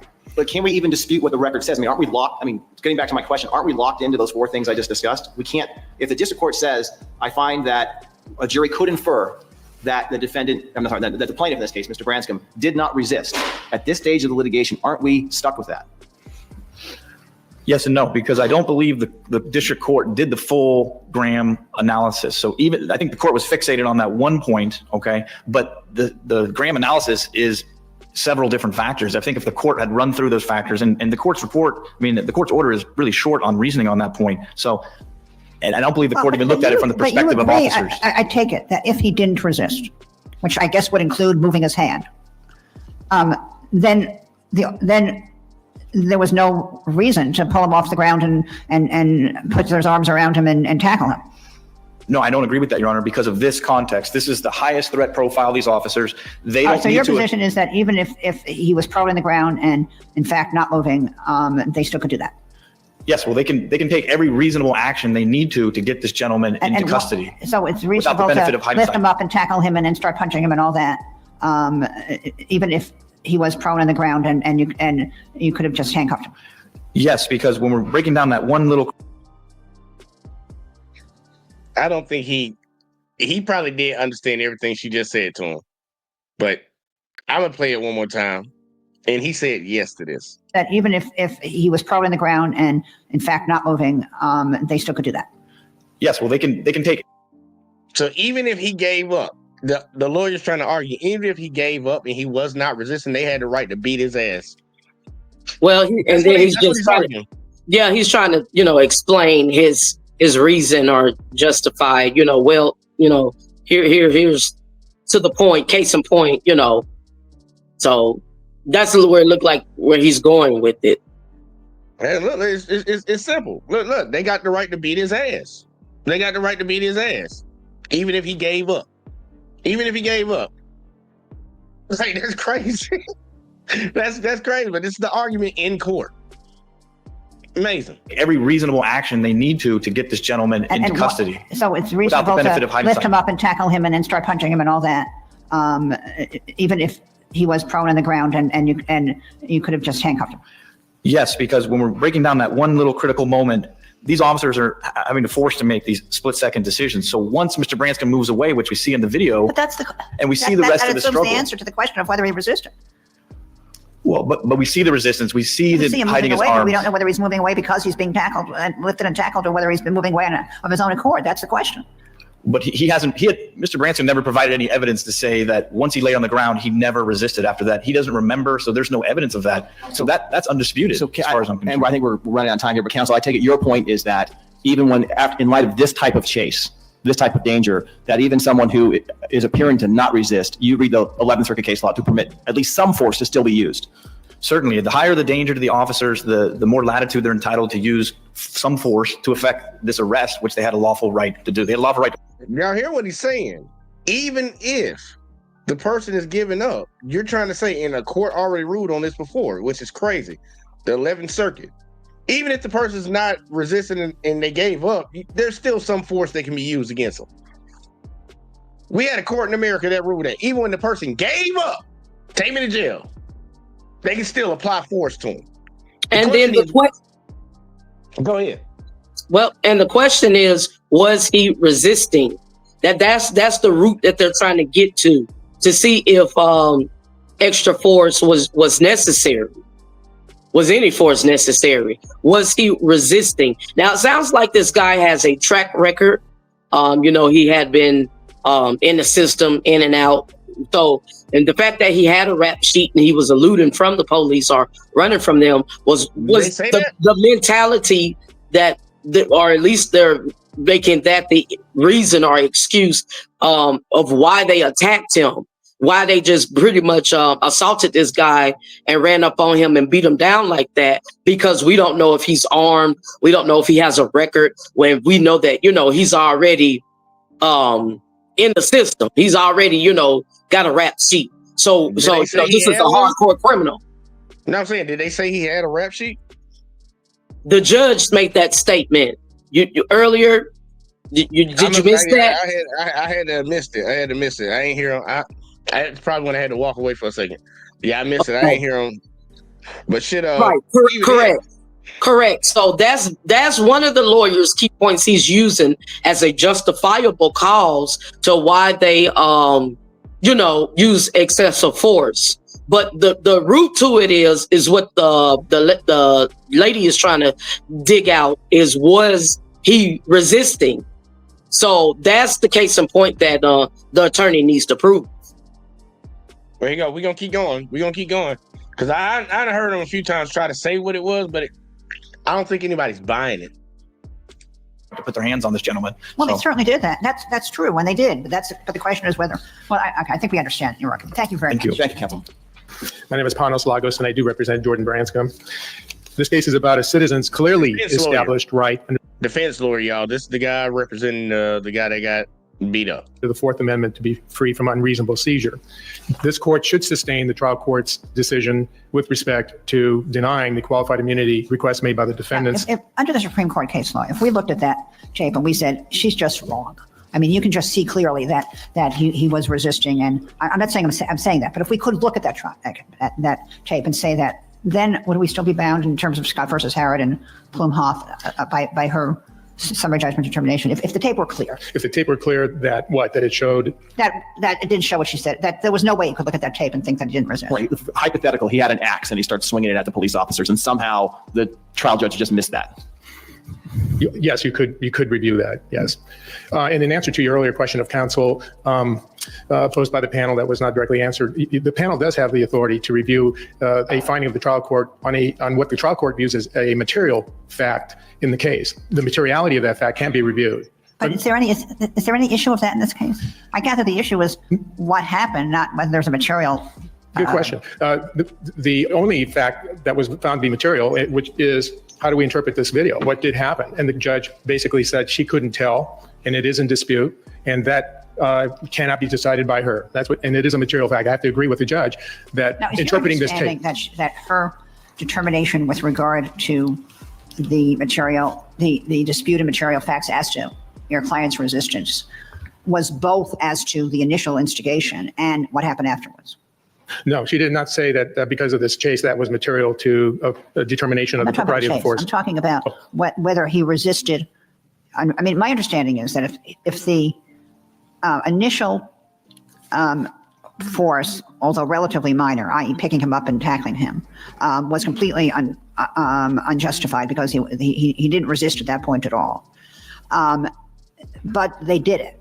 And if he then resists, let's say, was she then saying, well, he didn't resist after that either? Or was she saying that because the officers claimed that he was kicking and flailing and so on? And there was certainly a tussle going on, but it could have been in reaction or involuntary reaction to what was happening to him. So is she saying that, i.e. he never resisted? Or is she saying that any later resistance was essentially a reasonable response to the provocation, or it doesn't matter what she was saying? She didn't say either way. Well, I thought she said sort of generally he didn't resist. No, as to what occurred after he was pulled off the ground, whether or not he was resisting during the wrestling that was going on, she didn't say anything. But I think what can be reasonably inferred is that, as I said in my brief, whether or not he was pulled up off this position, a tactically inappropriate move as admitted by the police chief, frames the use of force that then occurred and or any resistance that later occurred. As you said, if he was provoked unnecessarily so that people could inflict the punishment they did, that does frame the force issues. I mean, not if he had punched them or something, but there's no allegation that he did that. That my client did? Yes. No, there's none. There's no claim. They're saying he was kicking and flailing, essentially. That is said, but we don't see it, but that is what is said. Counsel, going back to a point that opposing counsel was making, I think we all can agree that the events that led up to this were very dangerous, very scary. Your client then is on the ground. He picks up his head, and I believe he says, "I didn't do anything." Now, an officer, I think, could interpret that as he's not complying because he's get down, he's kind of rearing up. Then when they get on top of him, then we see him being, I think, pulled up, and the whole taser and the whole thing happens. Why is counsel wrong that in a situation where someone has engaged in this type of conduct, that the officers can apply at least some level of force to this guy to make sure he's really compliant, because he hasn't been compliant for that whole chase? I mean, for 20 minutes, they have sirens on. He wasn't stopping. The only reason why it stopped was because the van got caught up. Those 11th Circuit cases, I'd like to hear your response to those. Let me answer your question first. Sure. What transpired before is everything that you've described, but he surrenders. And at that point, the job of the police is just to simply take him into custody. And I agree. There is some force that an officer is entitled to use to accomplish that task. And the question is, under Graham, was it necessary force and appropriate force under all the circumstances? So I don't disagree with force. Now, the question is... But doesn't it also have to be the case, in light of what happened earlier, that they are entitled to be somewhat... rougher with the guy. Not rougher. What I meant to say was something a little different. That they are that a very small appearance of resistance could have been taken seriously in light of the fact that he was so out of control earlier. right? It should be taken seriously, but the training that is supposed to kick in is to follow their training. So if, for example, they really you thought that he was that he took his hand out from the when the officer tried to put his hand on him, he pulled his hand out and put it under his waist. That's what they claim, right? Now, if that happened, quite aside from whether he got up on his knees, would that be a reason to pull him up and tackle him, given what happened earlier? Would it be a reason? No, it'd be tactically very inappropriate. It would expose the officers to a very dangerous situation. The most opportune position for handcuffing is to be in the position that he was ordered to go to. That's why he was. But I'm positing that he, in a fairly small way that in other circumstances maybe they couldn't react to, but that given the fact that he had shown himself to be quite out of control in terms of his concerns about danger, maybe they could react to it more than they could otherwise. So in other words, the context has something to do with this. Most definitely it does, and I want to get to the distinguishing of the defendant's cases. My answer to your question is it's very factually dependent on a given situation, just as Graham tells us. When he's in that position and he's been ordered to show his hands and he's complied, there are a couple of things that should be triggering here. He's complying, number one. He's helpless, number two. Okay, but I don't know what the tape shows about this, and I'm going to see. But if we could say from the tape that they're right, when Stevens tried to grab his right arm, he pulled his arm out away from Stevens and he put it under his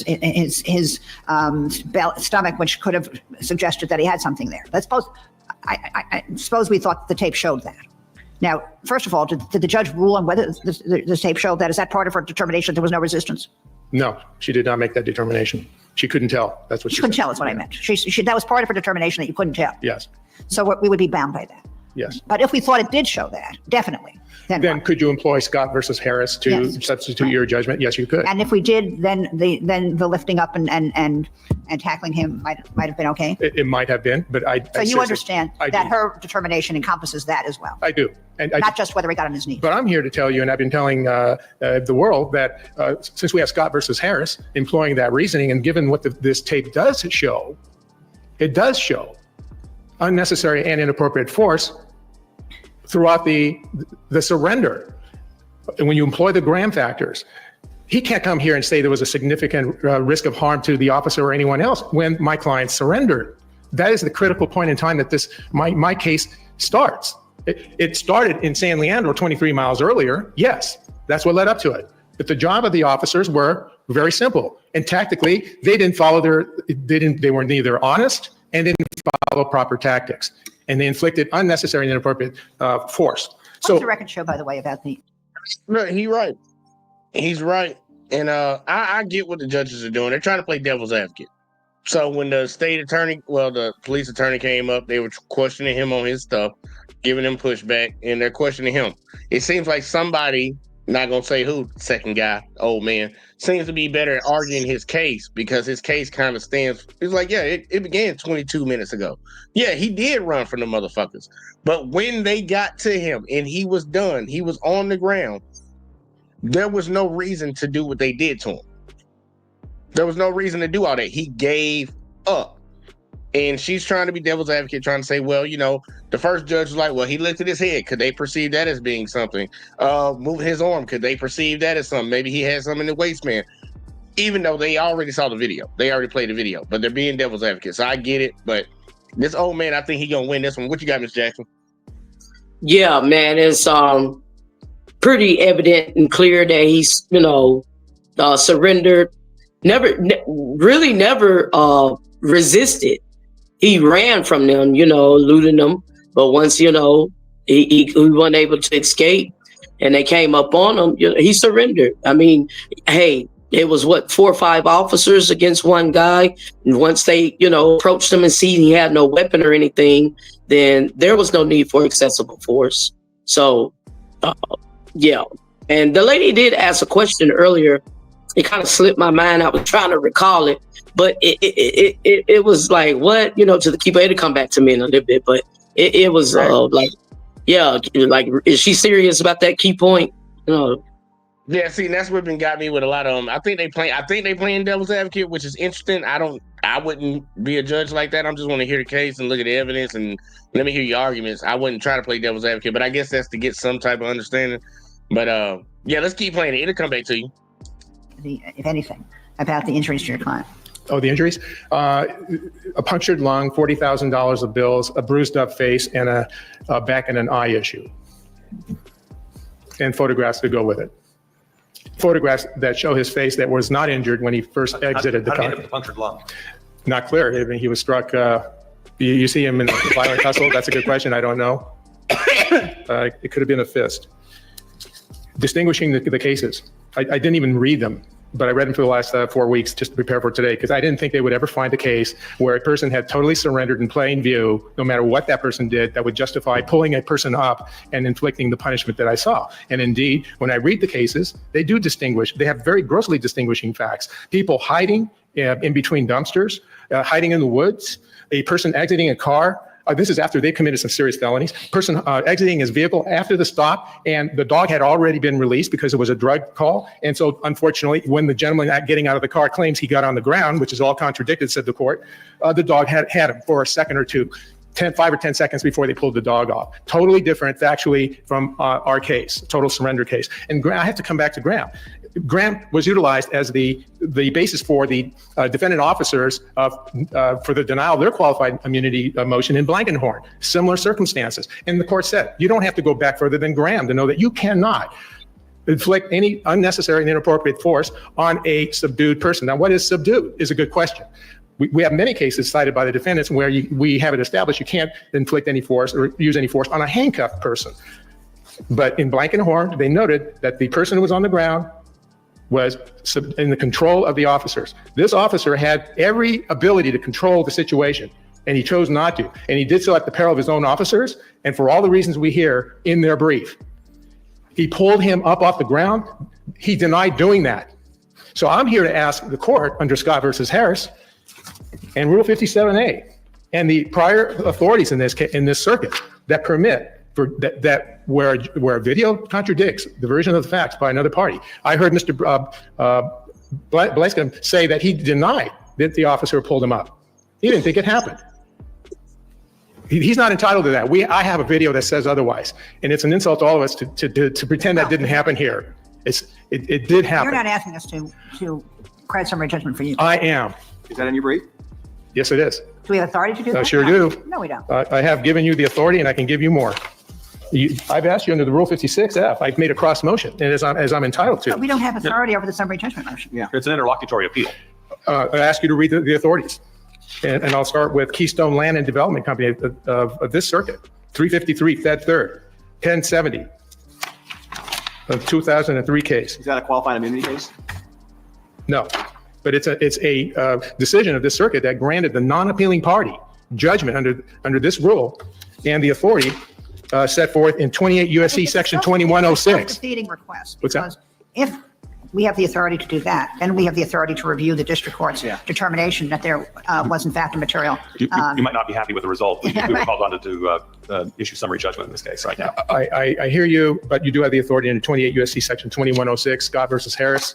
And the authorities I cited in my brief in the conclusion, starting with Morgan Guaranteed Trust Company.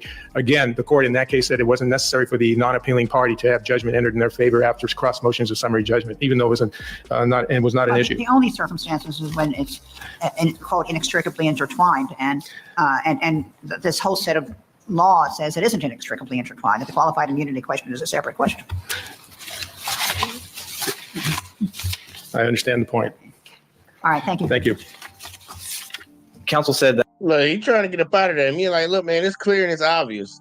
So look, we just trying to get their qualified immunity taken away. And think about it, y'all. This is all about getting the qualified immunity taken away. So then they can go on into court and know that they can sue the officers individually and the police department. That's all this is about right now. It's not even about whether they're wrong or not. It's about taking away the qualified immunity. All these different steps to get something simple done. We saw them cops beat that dude up. That we did not cite one case, or we only cited a case or something that effect about this last minute surrender issue. Well, in fact, there's 3 cases that talk about even if a suspect appears to be potentially surrendering, there's been 3 cases, Johnson, Crenshaw, and the case that followed them, Holloway, that said even if a dog comes up and bit a suspect who supposedly had surrendered, one case, dog bit the gentleman 31 times. That was not found to be a Fourth Amendment violation. And the Johnson case. It's a coincidence. Those cases are all about dogs. Dogs aren't people, and they don't know whether the guy's surrendering, and the dog has already been released by that point. Well, that's an interesting question. What? That's an interesting question. I don't know, but I think obviously in this circuit, dogs are more severe force than an officer who might have in a split moment, pulled up a suspect to try to gain control. The Johnson case specifically says, and I think it answers Judge Owen's question, that not all surrenders, however, are genuine. The police are entitled to err on the side of caution when faced with an uncertain or threatening situation. What we just did today, Your Honors, in this nice confines here, is analyze these split-second decisions of these officers faced with one of the most threatening situations and unpredictable situations that they could face. I don't believe, even if we assume that Mr. Branson came off the ground a little bit by Officer Stevens, that was a provocation. In order for you to prevail on the qualified immunity, I presume, but this is why it's a jury question, or on the Fourth Amendment issue, you would have to say, or in qualified immunity, that even though he wasn't resisting, they could have thought he was resisting. Correct, because this is viewed not from Mr. Branscom's thought process, or I was giving up. It's viewed from the perspective of officers, and officers are supposed to get allowance for having to make these really difficult split-second decisions, not only with their mind, but with their bodies to react to these situations. And certainly everybody, I think, concedes this was of the utmost threat profile that officers could face. Okay, thank you very much. Submitted. Thank you. Thank you. Thank Counsel. Arguments in a difficult case. Branscombe versus San Ramon Police. Yeah, that dude, he been losing his hair lying for motherfucking people that are evil. Lying for people that's been wronging folks. That's why he ain't got no hair in his head. Let's see what the judgment is, because I think they actually gave a judgment. Department is submitted, and we go to the last case of the day. Jordan ultimately pleaded guilty to various charges related to the chase and spent almost 2 years in jail. However, All right. Now, the guy that was driving, the one that got beat up, pled guilty, spent almost 2 years in jail. upon his release, he received $240,000 after settling for the injuries he suffered during his arrest. The department had decided to settle just before the trial began, as the circuit courts affirmed that the officers were not entitled to qualified immunity. Despite So they didn't win qualified immunity. Think about this, y'all. Went through this whole process, and I'm gonna play it again. Went through this whole fucking process and tried their best to fight it. And when it was about to go to trial after they lost qualified immunity, it's like, nah, just give them $200-something thousand of the taxpayer money. Yeah, just write a check for that. Just write a check for that. We ain't trying to go to trial. Listen to him say it again. $1,000 after settling for the injuries he suffered during his arrest. The department had decided to settle just before the trial began, as the circuit courts affirmed that the officers were not entitled to qualified immunity. Despite losing their qualified immunity, the taxpayers were still forced to pay for the officers' wrongdoings through indemnification, which allows a municipality to take responsibility for its employees' actions and pass the buck on to you. Let me know what you think in the So picture that. Picture that. They went through all this waste taxpayer money to try to argue against harming this dude to protect their officers. And then after they lost that ability to protect their officers and they were going to get sued, they said, fuck it. Look, we're going to do our officers a favor. We're not going to let y'all get sued. We're not going to let them come after you personally. We're just going to take the taxpayer dollars for y'all fucking this guy up, and we're just going to pay him, and we'll just let it go like that. That's what we're going to do. We already got him locked up. He's doing 2 years. So we'll just give him the taxpayer money. That is, Miss Jackson, give me your thoughts. That's so interesting. That's so interesting right there. I'm coming right back. Go ahead. Man, outrageous, man. You know, and it's ridiculous. This has been going on forever. And it looks like a big repeat to me of Rodney King. You know, that he was on a simple stop, or even if you have a warrant for a person's arrest or a traffic stop, whatever the case may be, and the officers just violently attack this guy. It's caught on camera. We have the receipts. The public and society can see that this individual rights were violated. And why is there a trial? Why are we going to trial? What is the need to go through protocol and procedures of a justification or rationalizing the officer's actions? Plus, on top of that, someone else pays for it. You know, they were found unqualified immunity, and somebody else pays for the officers' taxpayers. We do pay for their actions in the city. I believe I heard a part of that as well. But there's a repeat, man, of Rodney King back in the 1990s in LA, you know, when I was living there at the time. And, you know, LA's a diehard blue state, California rather, diehard blue state, and they don't play. When they snapped and had the riot, they meant business. They gave them the business. So, you know, but what is the purpose of a trial when we have the receipts in the video to see that this individual's rights were violated? That's where we're at.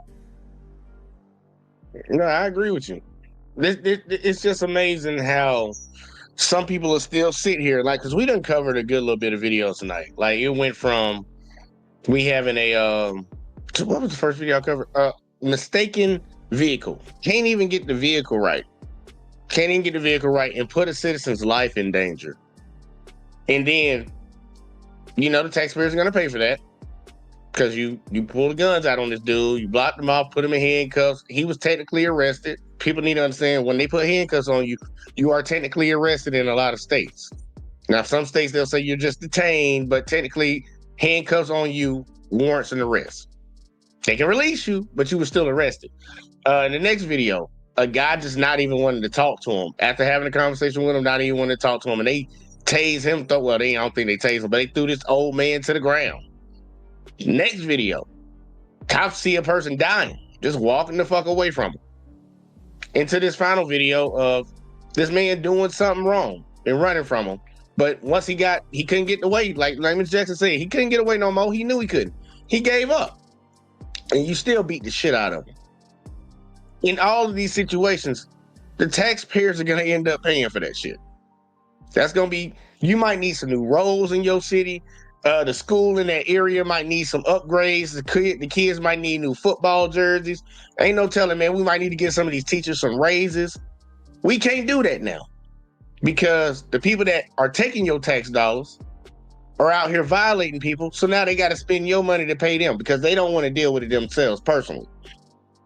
I don't know how many people are going to be okay with that type of shit. Well, I know there's a lot of people that are okay with that. But it's like you said, when that Rodney King shit was happening back then, a lot of people didn't give a fuck because you saw who the people they were doing it to. And I tell you, when you don't speak up, when they doing it to other folks, what's going to happen when they do it to you? And that video just showed right there, they fucked that white dude up. They fucked that white dude up. He had to come back and sue him, even after being in jail. Think about it, get out of jail and get $200,000. Ain't that nice? Like, yeah, I was out here committing crimes. Yeah, they fucked me up, though. See, I'm getting paid. This shit crazy, man. They do it, man. Look, I just don't. People need to be a little bit more mindful when it comes to dealing with the police. But before I rant, because I don't want to, Ms. Jackson, give me your final thoughts on the show tonight. All right, final thoughts for the night. I feel like this is where we're at in the moment.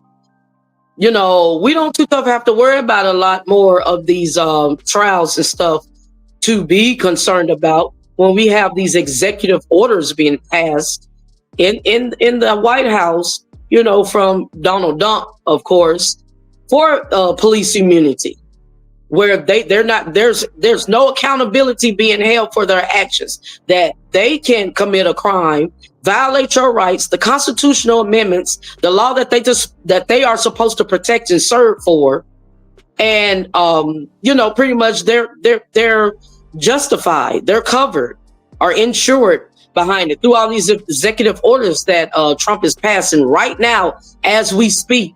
You know, I didn't hear anything pertaining to administration leave without pay. No charges were being pressed.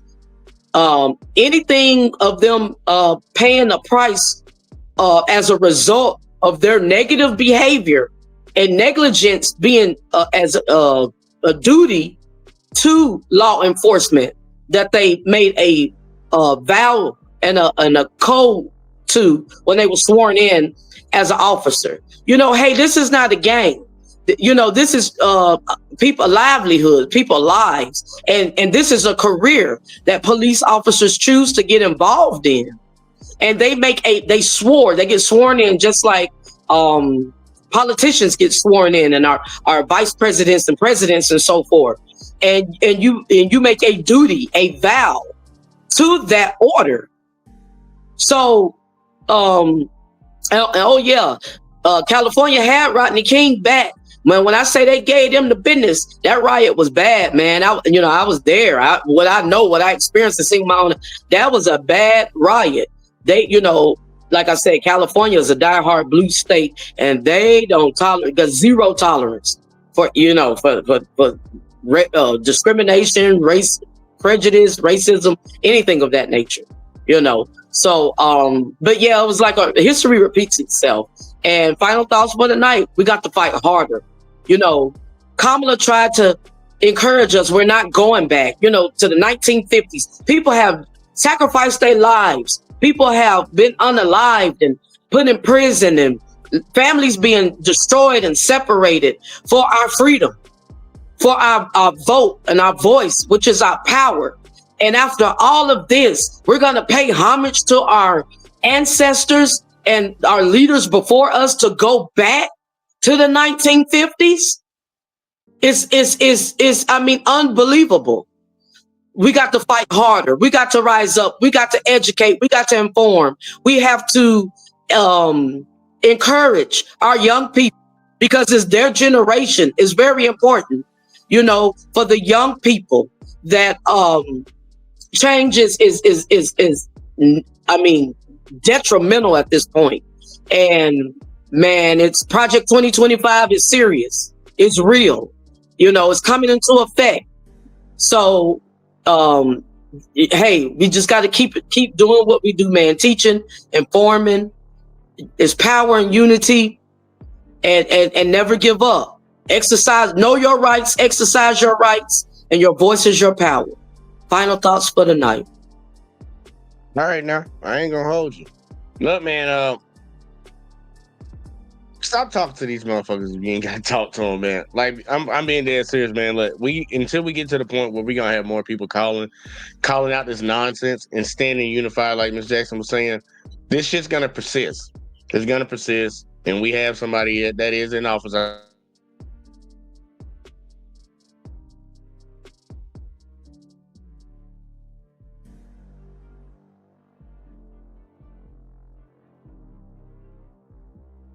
Why'd I always do this right when I get to the end, man? I'm saying some profound, like, whatever that big word is, trying to say some shit, and this shit won't act funny. All right, look, man, I'm gonna try to slide this real quick. We got froze up for a second. Yeah, this shit is some bullshit. But look, man, we do got somebody in office that wants to give carte blanche immunity to officers. We need to say something about this shit. We need to call this out, man. Nobody should have to go through this. I don't even care if you committed a crime. The officer's job is to arrest you and let the judges and juries deal with that shit. And you serve your time if they find you guilty.